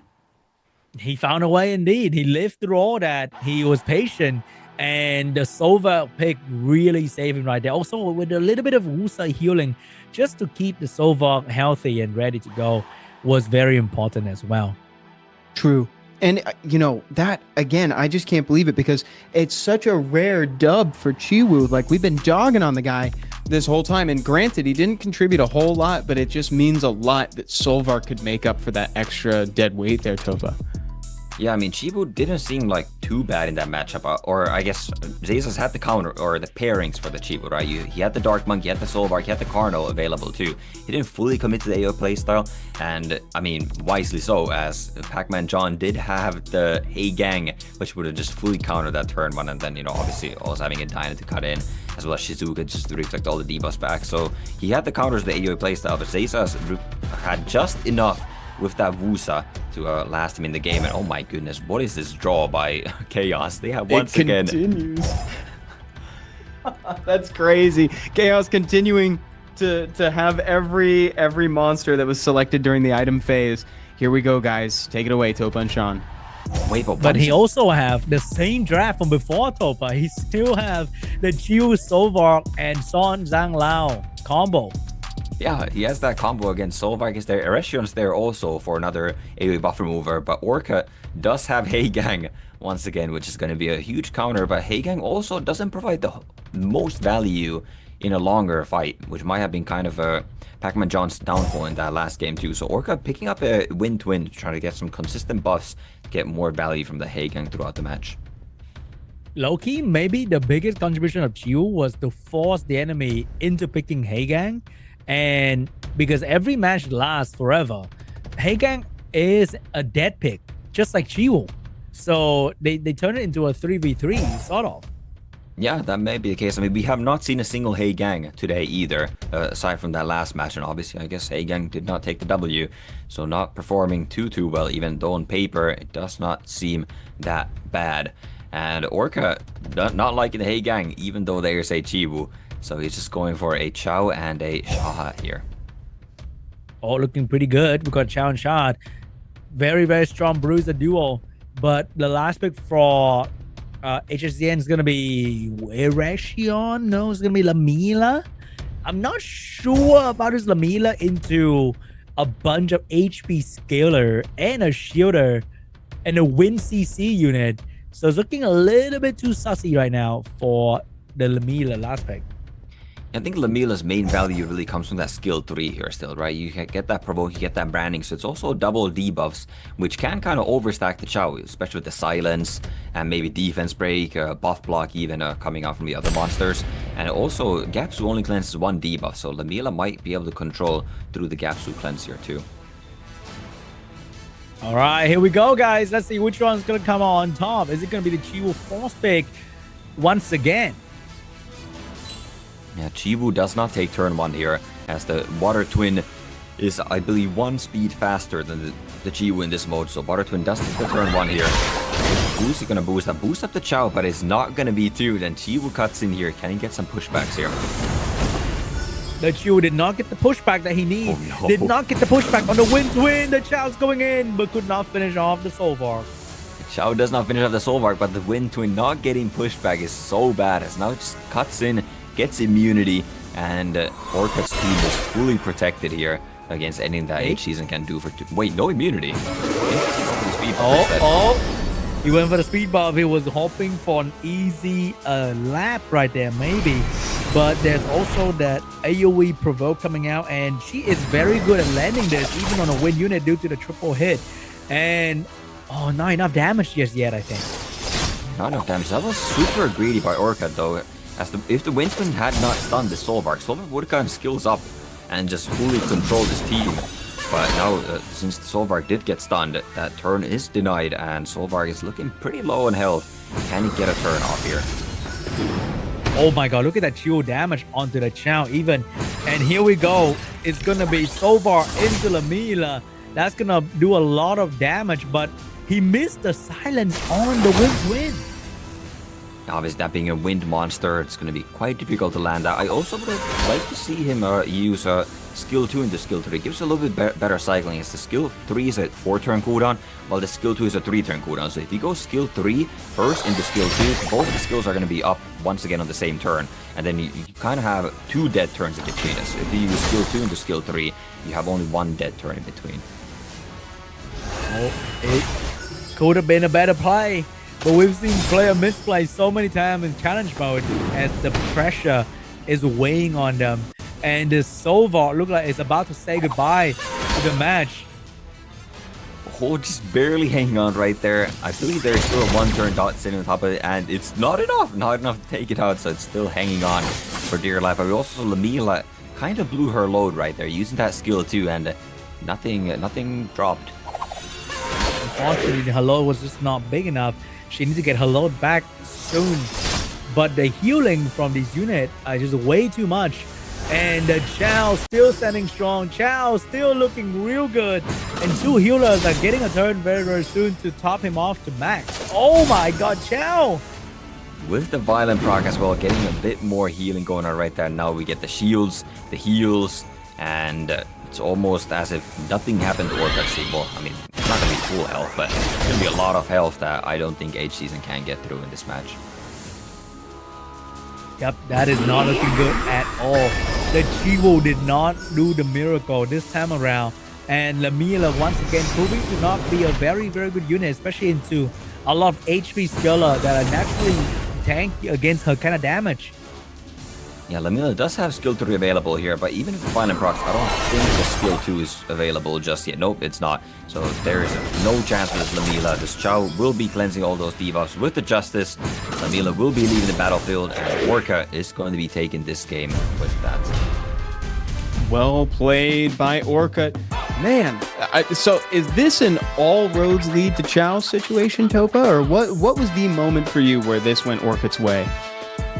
I think its draft was just too tanky for what H-Season was bringing right there. You know, like we saw the Lamila, it got that skill 2 off, but everything was still about at least 20% health. Like, you just could not close out the job right there. And with the healing, Orca was able to just bounce back. I mean, Chao did do a big part of that. Obviously, he was the damage carrier of that comp. Yeah, his self-sustain coupled with like Gapsu and also the little bit of healing that you can get from the Water Twins, he just outvalues over time. So, Sean, I was admittedly hoping for more performance from Lamila. Maybe I got my hopes up because we got 1 W from her earlier, and now all of a sudden I'm coping. Yeah, once again, into a lot of HP unit, she's just not going to do so well. And also the fact that Orca just kind of ignored you altogether, and I think that's the best strat. Instead of trying to fight it with like a hey gang, you just ignore and treat it as a it doesn't exist. Yeah, because what he was bringing to the table there was even less significant than the last game, right? And I mean, we saw a couple occasions where AGS's NEH season was incapable of applying enough debuffs to actually matter to Chao, because he cleanses 2 debuffs at the start of his turn, so it was easy enough for him to adapt and overcome. Now we're moving into our next match with a little Jenny, the team captain for Skills Over Bills, versus Stayhive. And Stayhive has ranked really well in challenge mode, but I would say that in this tournament he hasn't had the best win rate. Is that right, Topa? Yeah, that's exactly right. He hasn't been performing too well, but he was the first pick in for his team by Zayza, so he really trusts in this player. And I mean, obviously it's gotten them this far. They have guaranteed a spot in the top 4, and we'll see what he can bring in this match. All right, we got a healer first pick from Stayhive right there. Very, very strong declaration that this match gonna take quite some time. He also has the Angela in his box together with Wind Monkey Dragdoor as well. So if Stayhive wanna stay in this match, he can definitely do that. He definitely can do that. He probably has to do that. There's not a whole lot of damage on his side. We do see that Wind Zenitsu, which did get that W earlier, but I think Stayhive is kind of forces a booster playstyle. He also doesn't have that Water Burner available, as his team banned that Water Burner, and they've had it all 3 games, which is just so heartbreaking. Really unfortunate, but he does have the Dark Monkey and the Ragdoll, so maybe that's going to make up for the fact a little bit. But double immunity coming out from little Jenny, and that is looking real rough for Stayhive, because the immunity are going to last forever. Yeah, I'm trying to think, like, if I was Stayhiver, what would I even be drafting? It's looking quite bleak for him at this point. The Hey Gang is tuned to the Dark Monkey. They're actually the same speed, so if you don't have a speed lead and pick the Hey Gang first, it is tuned to the Dark Monkey. But if you pick this speed lead and Megami, they're not going to be tuned anymore. Maybe a Kumar could also be quite good for the Oblivion. And he's picking up the Wind Zenitsu, the unit that have a very shaky performance overall in the challenge mode, because it dies a little bit too quickly. So maybe this time I was going to be able to use it, because the little Jenny doesn't have a single fire unit yet. Yeah, I'm not a huge fan of this Wind Zenitsu. Actually, I don't like it at all. Let's be real. I don't like the Wind Zenitsu pick here at all. Jenny already has a Shaw Hat, which has the heal block and dots, which already just bypass Wind Zenitsu's passive. And yeah, it's like overall, the unit is kind of too squishy to survive long enough in this match. And we have another immunity coming out from Jenny. 3 different immunity from Jenny. So that's going to be a tough game for Stayhive to go through all of this to touch the damage dealer. But this might also give Stayhive an opportunity to just ban out one of the damage dealers and hard focus the other. And the Wind Zenitsu is actually being respected and getting banned out. I mean, that is the biggest source of damage for Stayhive. And Sean, I hate to say it, but we're going to be here for the next 10 minutes at least. Oh, we're going to be here for quite some time right there, unless the Fire Megami can actually strip the right thing at the right time for the damage to come in from the Vela during the Gapsu. Yeah, I just don't see a whole lot of damage happening in this match. There's triple immunity with a cleanser also on Jenny's side. Like, that is going to be, the Megami can definitely get through that, but with the cleansing, it's going to be so difficult. And there's still ample healing on a Stayhive side too, especially getting all the attack bar from cleansing the debuffs that Shaha will be providing from the Hagen passive. Let's see what happened here. Kovaci, Riley, Musa, triple immunity, a lot of healing, but not a lot of cleansing.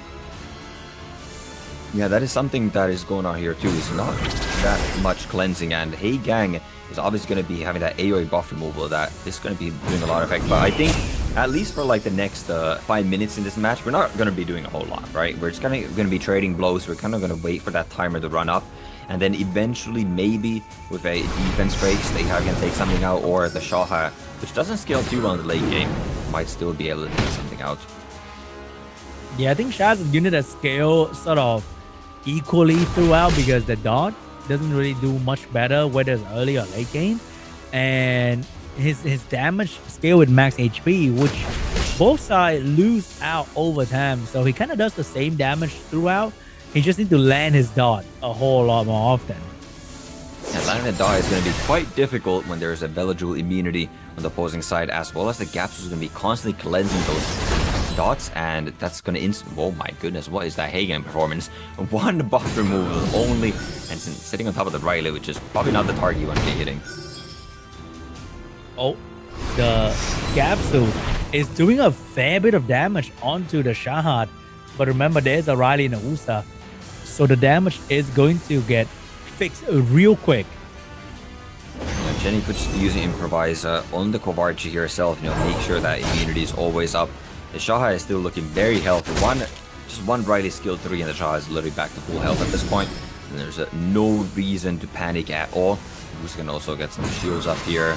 And yeah, we're just gonna be trading blows here for quite some time before something eventful really happens. Unfortunately for Stay High, both his attempt to defense break the Shahad went nowhere because of resistance. So he gotta really try harder to somehow defense break the Shahad, find a small window to grab. Yeah, the window, I mean, window is not going to be happening this early. There we go. We have the first adjustment of attack power and HP in this match. 10% higher attack power, 10% less HP. We're going to need a few more of those before anything significant really happens here. As Jenny's team is still, everything's full health. Maybe she has enough damage with just enough violent procs from the Wusa and the Shaha, as the Megumi is not already, has lost a little bit of health. The damage come from Wusa is also really bad into Gapsu because it came with healing, and that allowed Gapsu to instantly cut in between and fix all the damage coming from Wusa as well. The damage from Jenny doesn't go up. It doesn't necessarily go down, but it will also stay the same because both his damage deal scale with raw max HP. So they're just kind of doing the same percentage overall. So only Stay High is getting stronger and stronger with the 5 Megumi. There is attack buff on the side of Jenny, which the Megumi is stealing, so late game attack buff on top of the Megumi could be doing quite a bit of damage. Now Hagen actually does get a decent skill, or not even, that's a very good skill too. Does remove all the buffs. Vilju getting a violent proc too, that's going to be cleansing some debuffs off of this Capsule, which means more attack buff for the team. And Megumi is moving again, just gets a full turn from all of that. Now the branding, the defense break, this might be Stay House's window, but I don't know, it might, oh my goodness, that Capsule S1 did a lot of damage. Yep, that was a very, very good crit. Shot is under 2 different debuffs. We got defense break, we got branding right there, so that's going to be a lot of damage. And Riley is not doing a very good job at cleansing any of that just yet. She did get an additional turn, but both the defense break and the branding is still on the Shahan. And this is the golden opportunity for Stay High to finish out his unit. Yeah, there's no other cleansing from Jenny's side, and that violent proc is very nice. No violent proc for the Shahan. So those debuffs will be sticking. Musa can get some shielding as well as immunity, but Megumi is going to be stealing that right off. So no more shielding on top of that. Shahad might even want to boost up the Shahad to really get out of those debuffs. So maybe boost up the Riley for more healing. Oh, Shahad is finally getting out of the defense break and branding, going straight into the gap. So barely did a lot of damage though, and Gapsu cleansing is going to give the team more attack bar. So Stay Hype actually has half a Ragdoll on a team right there with the Hey Gang cleansing all the time. It's going to be very nice for him in this game. And now Megumi getting another stun. Nice violent proc. Maybe able to set up a defense break. No defense break lands this time, but Riley is a couple turns away from any significant heal. Still one does heal a little bit, and Wusa also have a heal, but I mean Shaha is losing health here. Yep, Shaha is definitely losing a lot of health, but the Wusa made sure that he is getting back on his feet very, very soon. Kovarchi also some healing on it, skill 1. There's so much healing coming out of Jenny, but she's not really doing a whole lot of damage. The Gapsu is sitting at maybe about 65% health, but it's going to be cleansing something here too. That's going to be obviously healing itself, cleansing. That's going to give the whole team attack bar. Bellaju is going to be moving next and has skill 2 available for more healing and just refresh that defense break on top of the shot. But he knows that it won't kill, so he went for the immunity first instead. Sean's gonna get a violent proc, shake off the immunity, the defense break once again. Stay Hive just could not find a proper window to kill this unit. And Megumi could go for defense break here. Riley is still 1 turn away from anything meaningful. Doesn't have any useful skills here, but no defense break landing this time. I believe Gapsu might actually have skill 2 available. The Shaha might be falling here. No, Riley gets the violent proc instead, and here we go. Shaha is nearly back to full health once again. Wow. Just speechless. The amount of healing is absolutely crazy.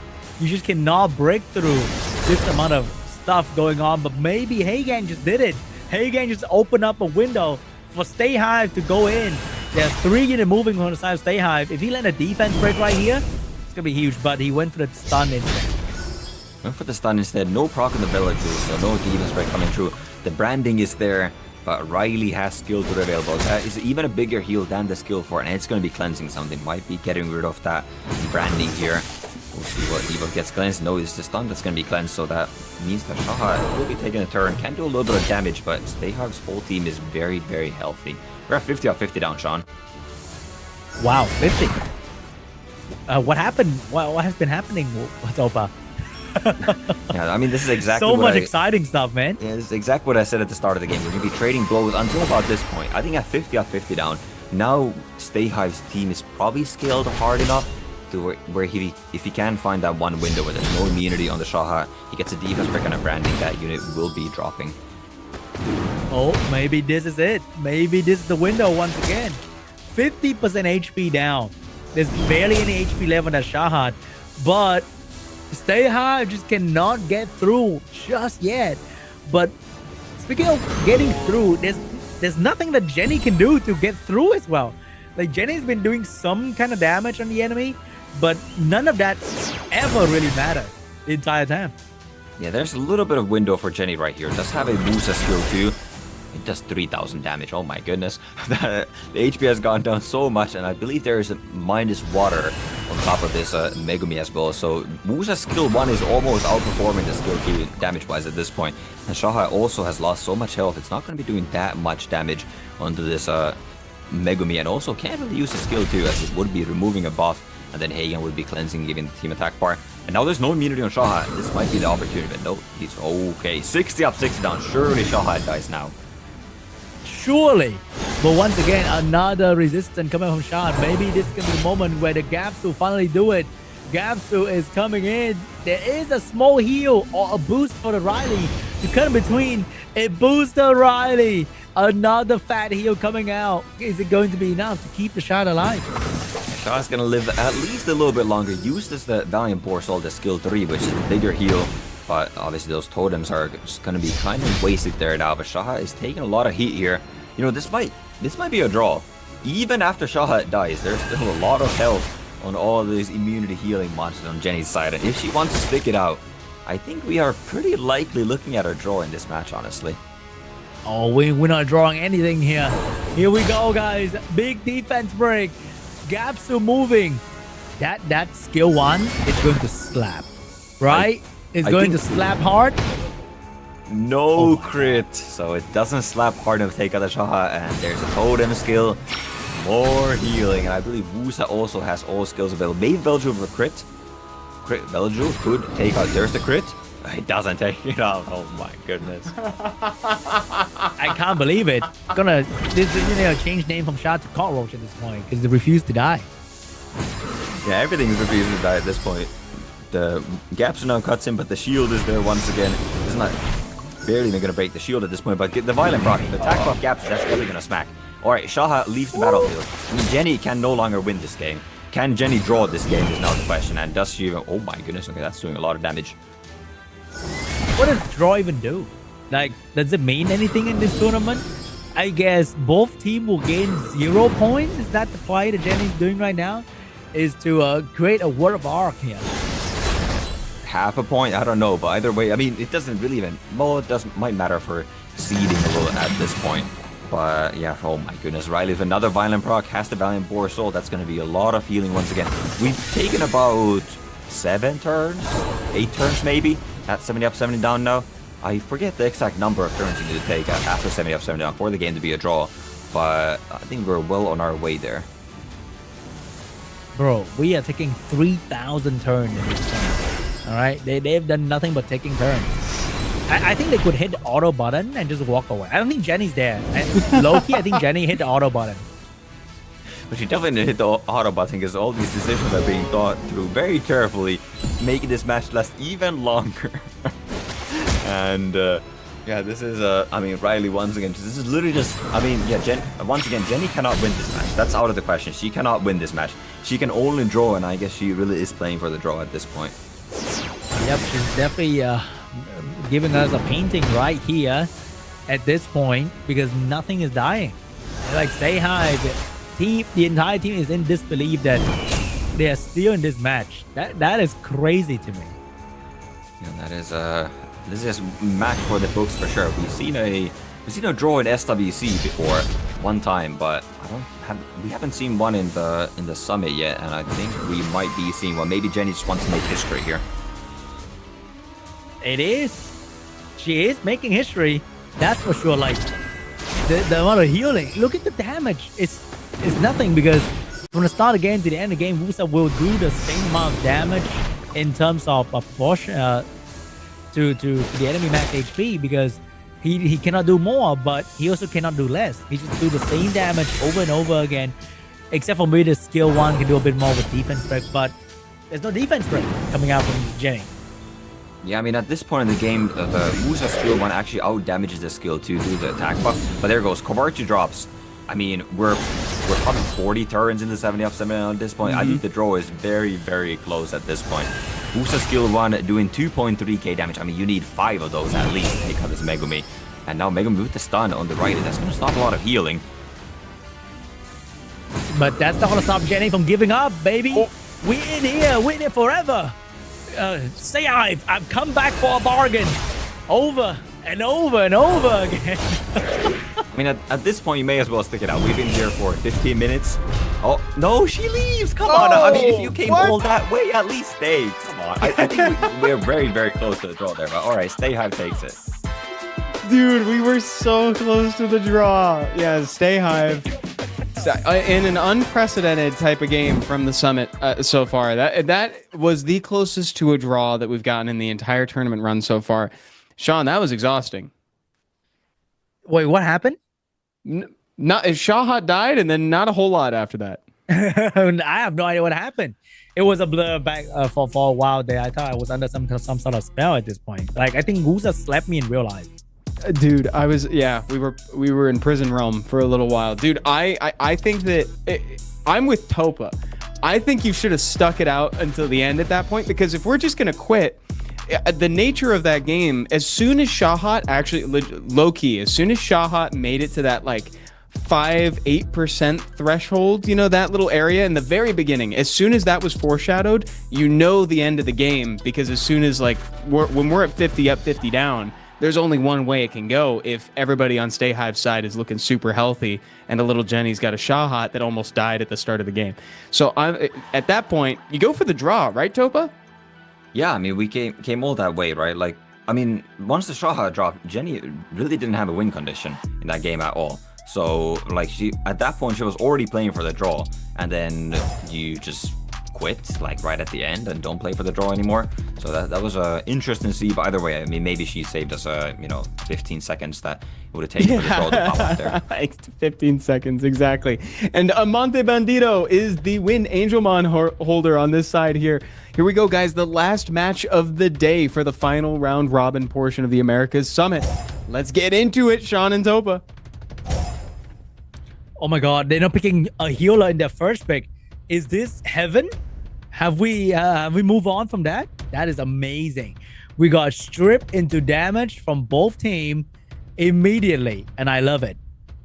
Yeah, I mean, Artorius Lordo is on Chaos side, so he was forced to pick that Chibu. I know the sides are switched here in our draft phase, but yeah, Lordo was forced to pick that Chibu, so, you know, he does pick that up. And once again, he is the one with the Werner, so Chaos was the team that banned out the Werner, and all 4 games, they had the Werner in their box. They literally just nerfed themselves to the ground with that.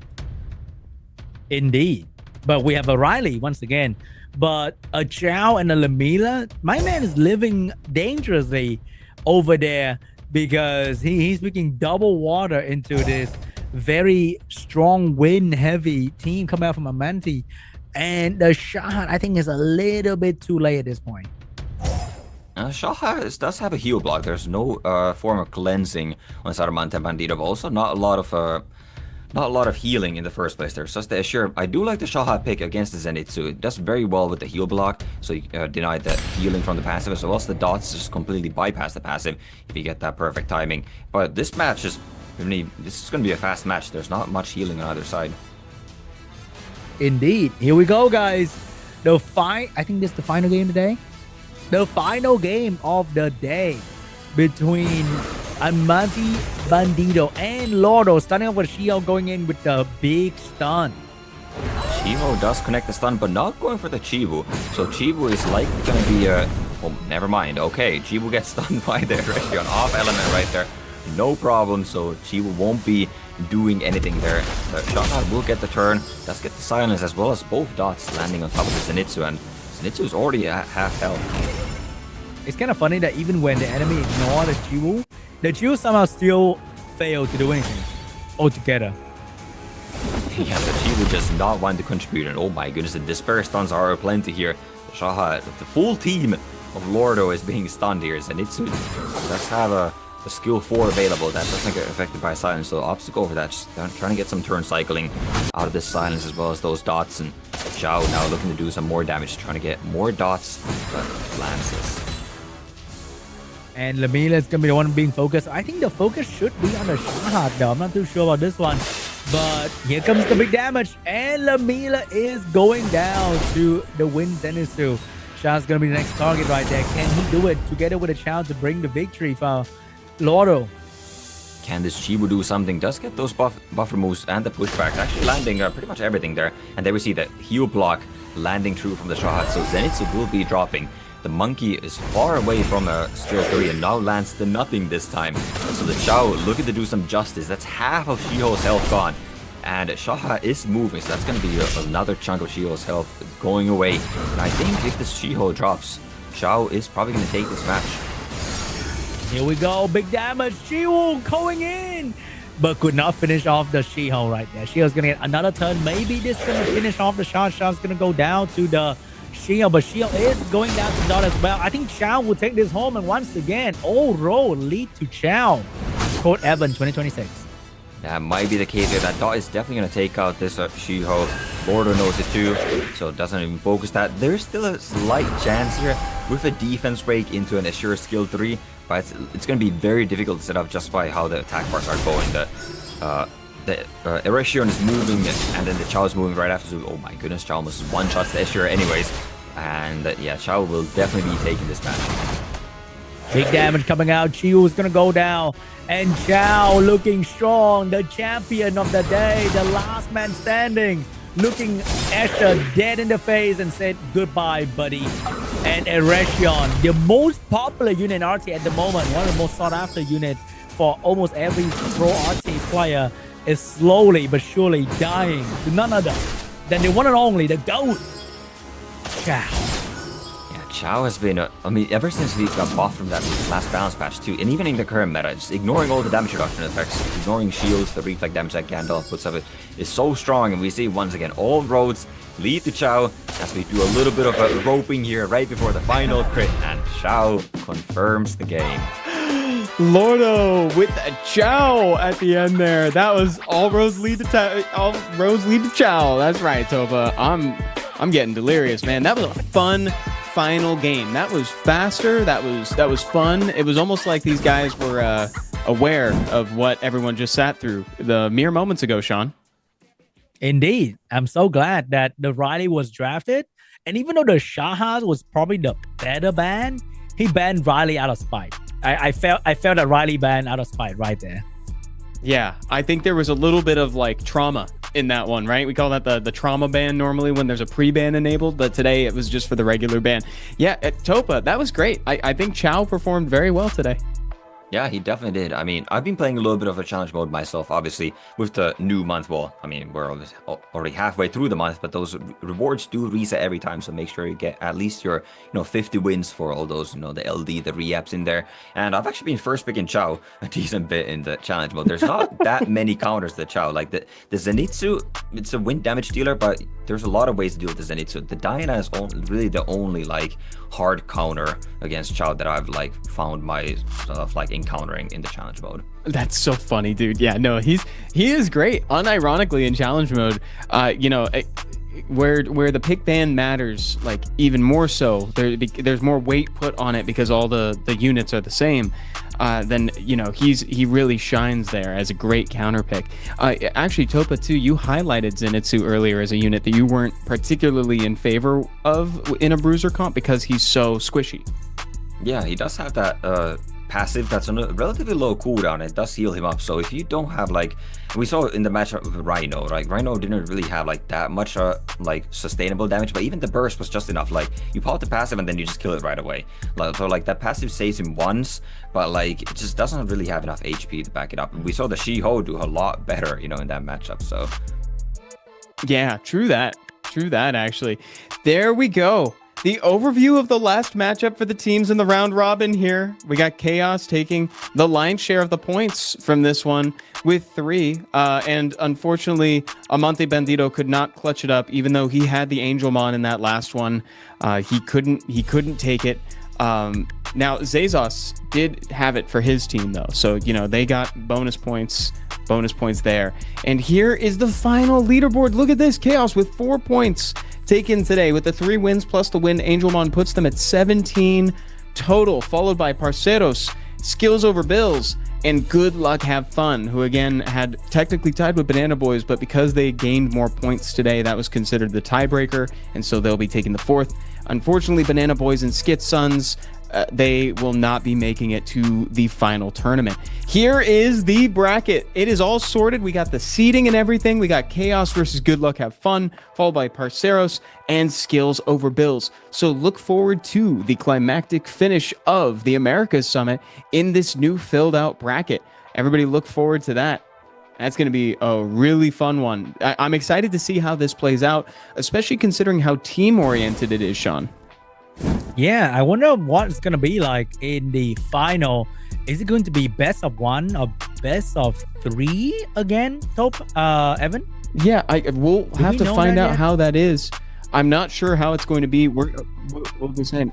I think it's going to be the same best of 1. Actually, we got production saying it's going to be the same best of 1. We'll get more details as we get closer to it, and we'll make sure to give you guys the breakdown. Oh. And if there's a tie, the captains get to nominate people to throw down in a tiebreaker match. Very fun. So that's how it's going to go down for the finals. That's exciting. So make sure that you guys come back for the Americas Summit Finals chat. And to thank you guys for hanging out with us on the last day of the round robin, we got another coupon code for you. Summit Finals R67. Awesome. That's great, dude. And then we got the win scrolls as well. I hope you guys get something cool with that. Maybe you're looking for one of the new monsters, the Dr. Plasmas. Enjoy those, guys, and thank you again for hanging out with us in chat and watching through the round robin phase. We have way more exciting America's Summit action coming to you in the finals, so look forward to that next week. We got the filled out bracket. It's gonna be a blast. Thank you guys so much for watching. Thank you to Topa and Sean for the wonderful commentary. We'll see you guys next time. Good night, everybody. Bye-bye.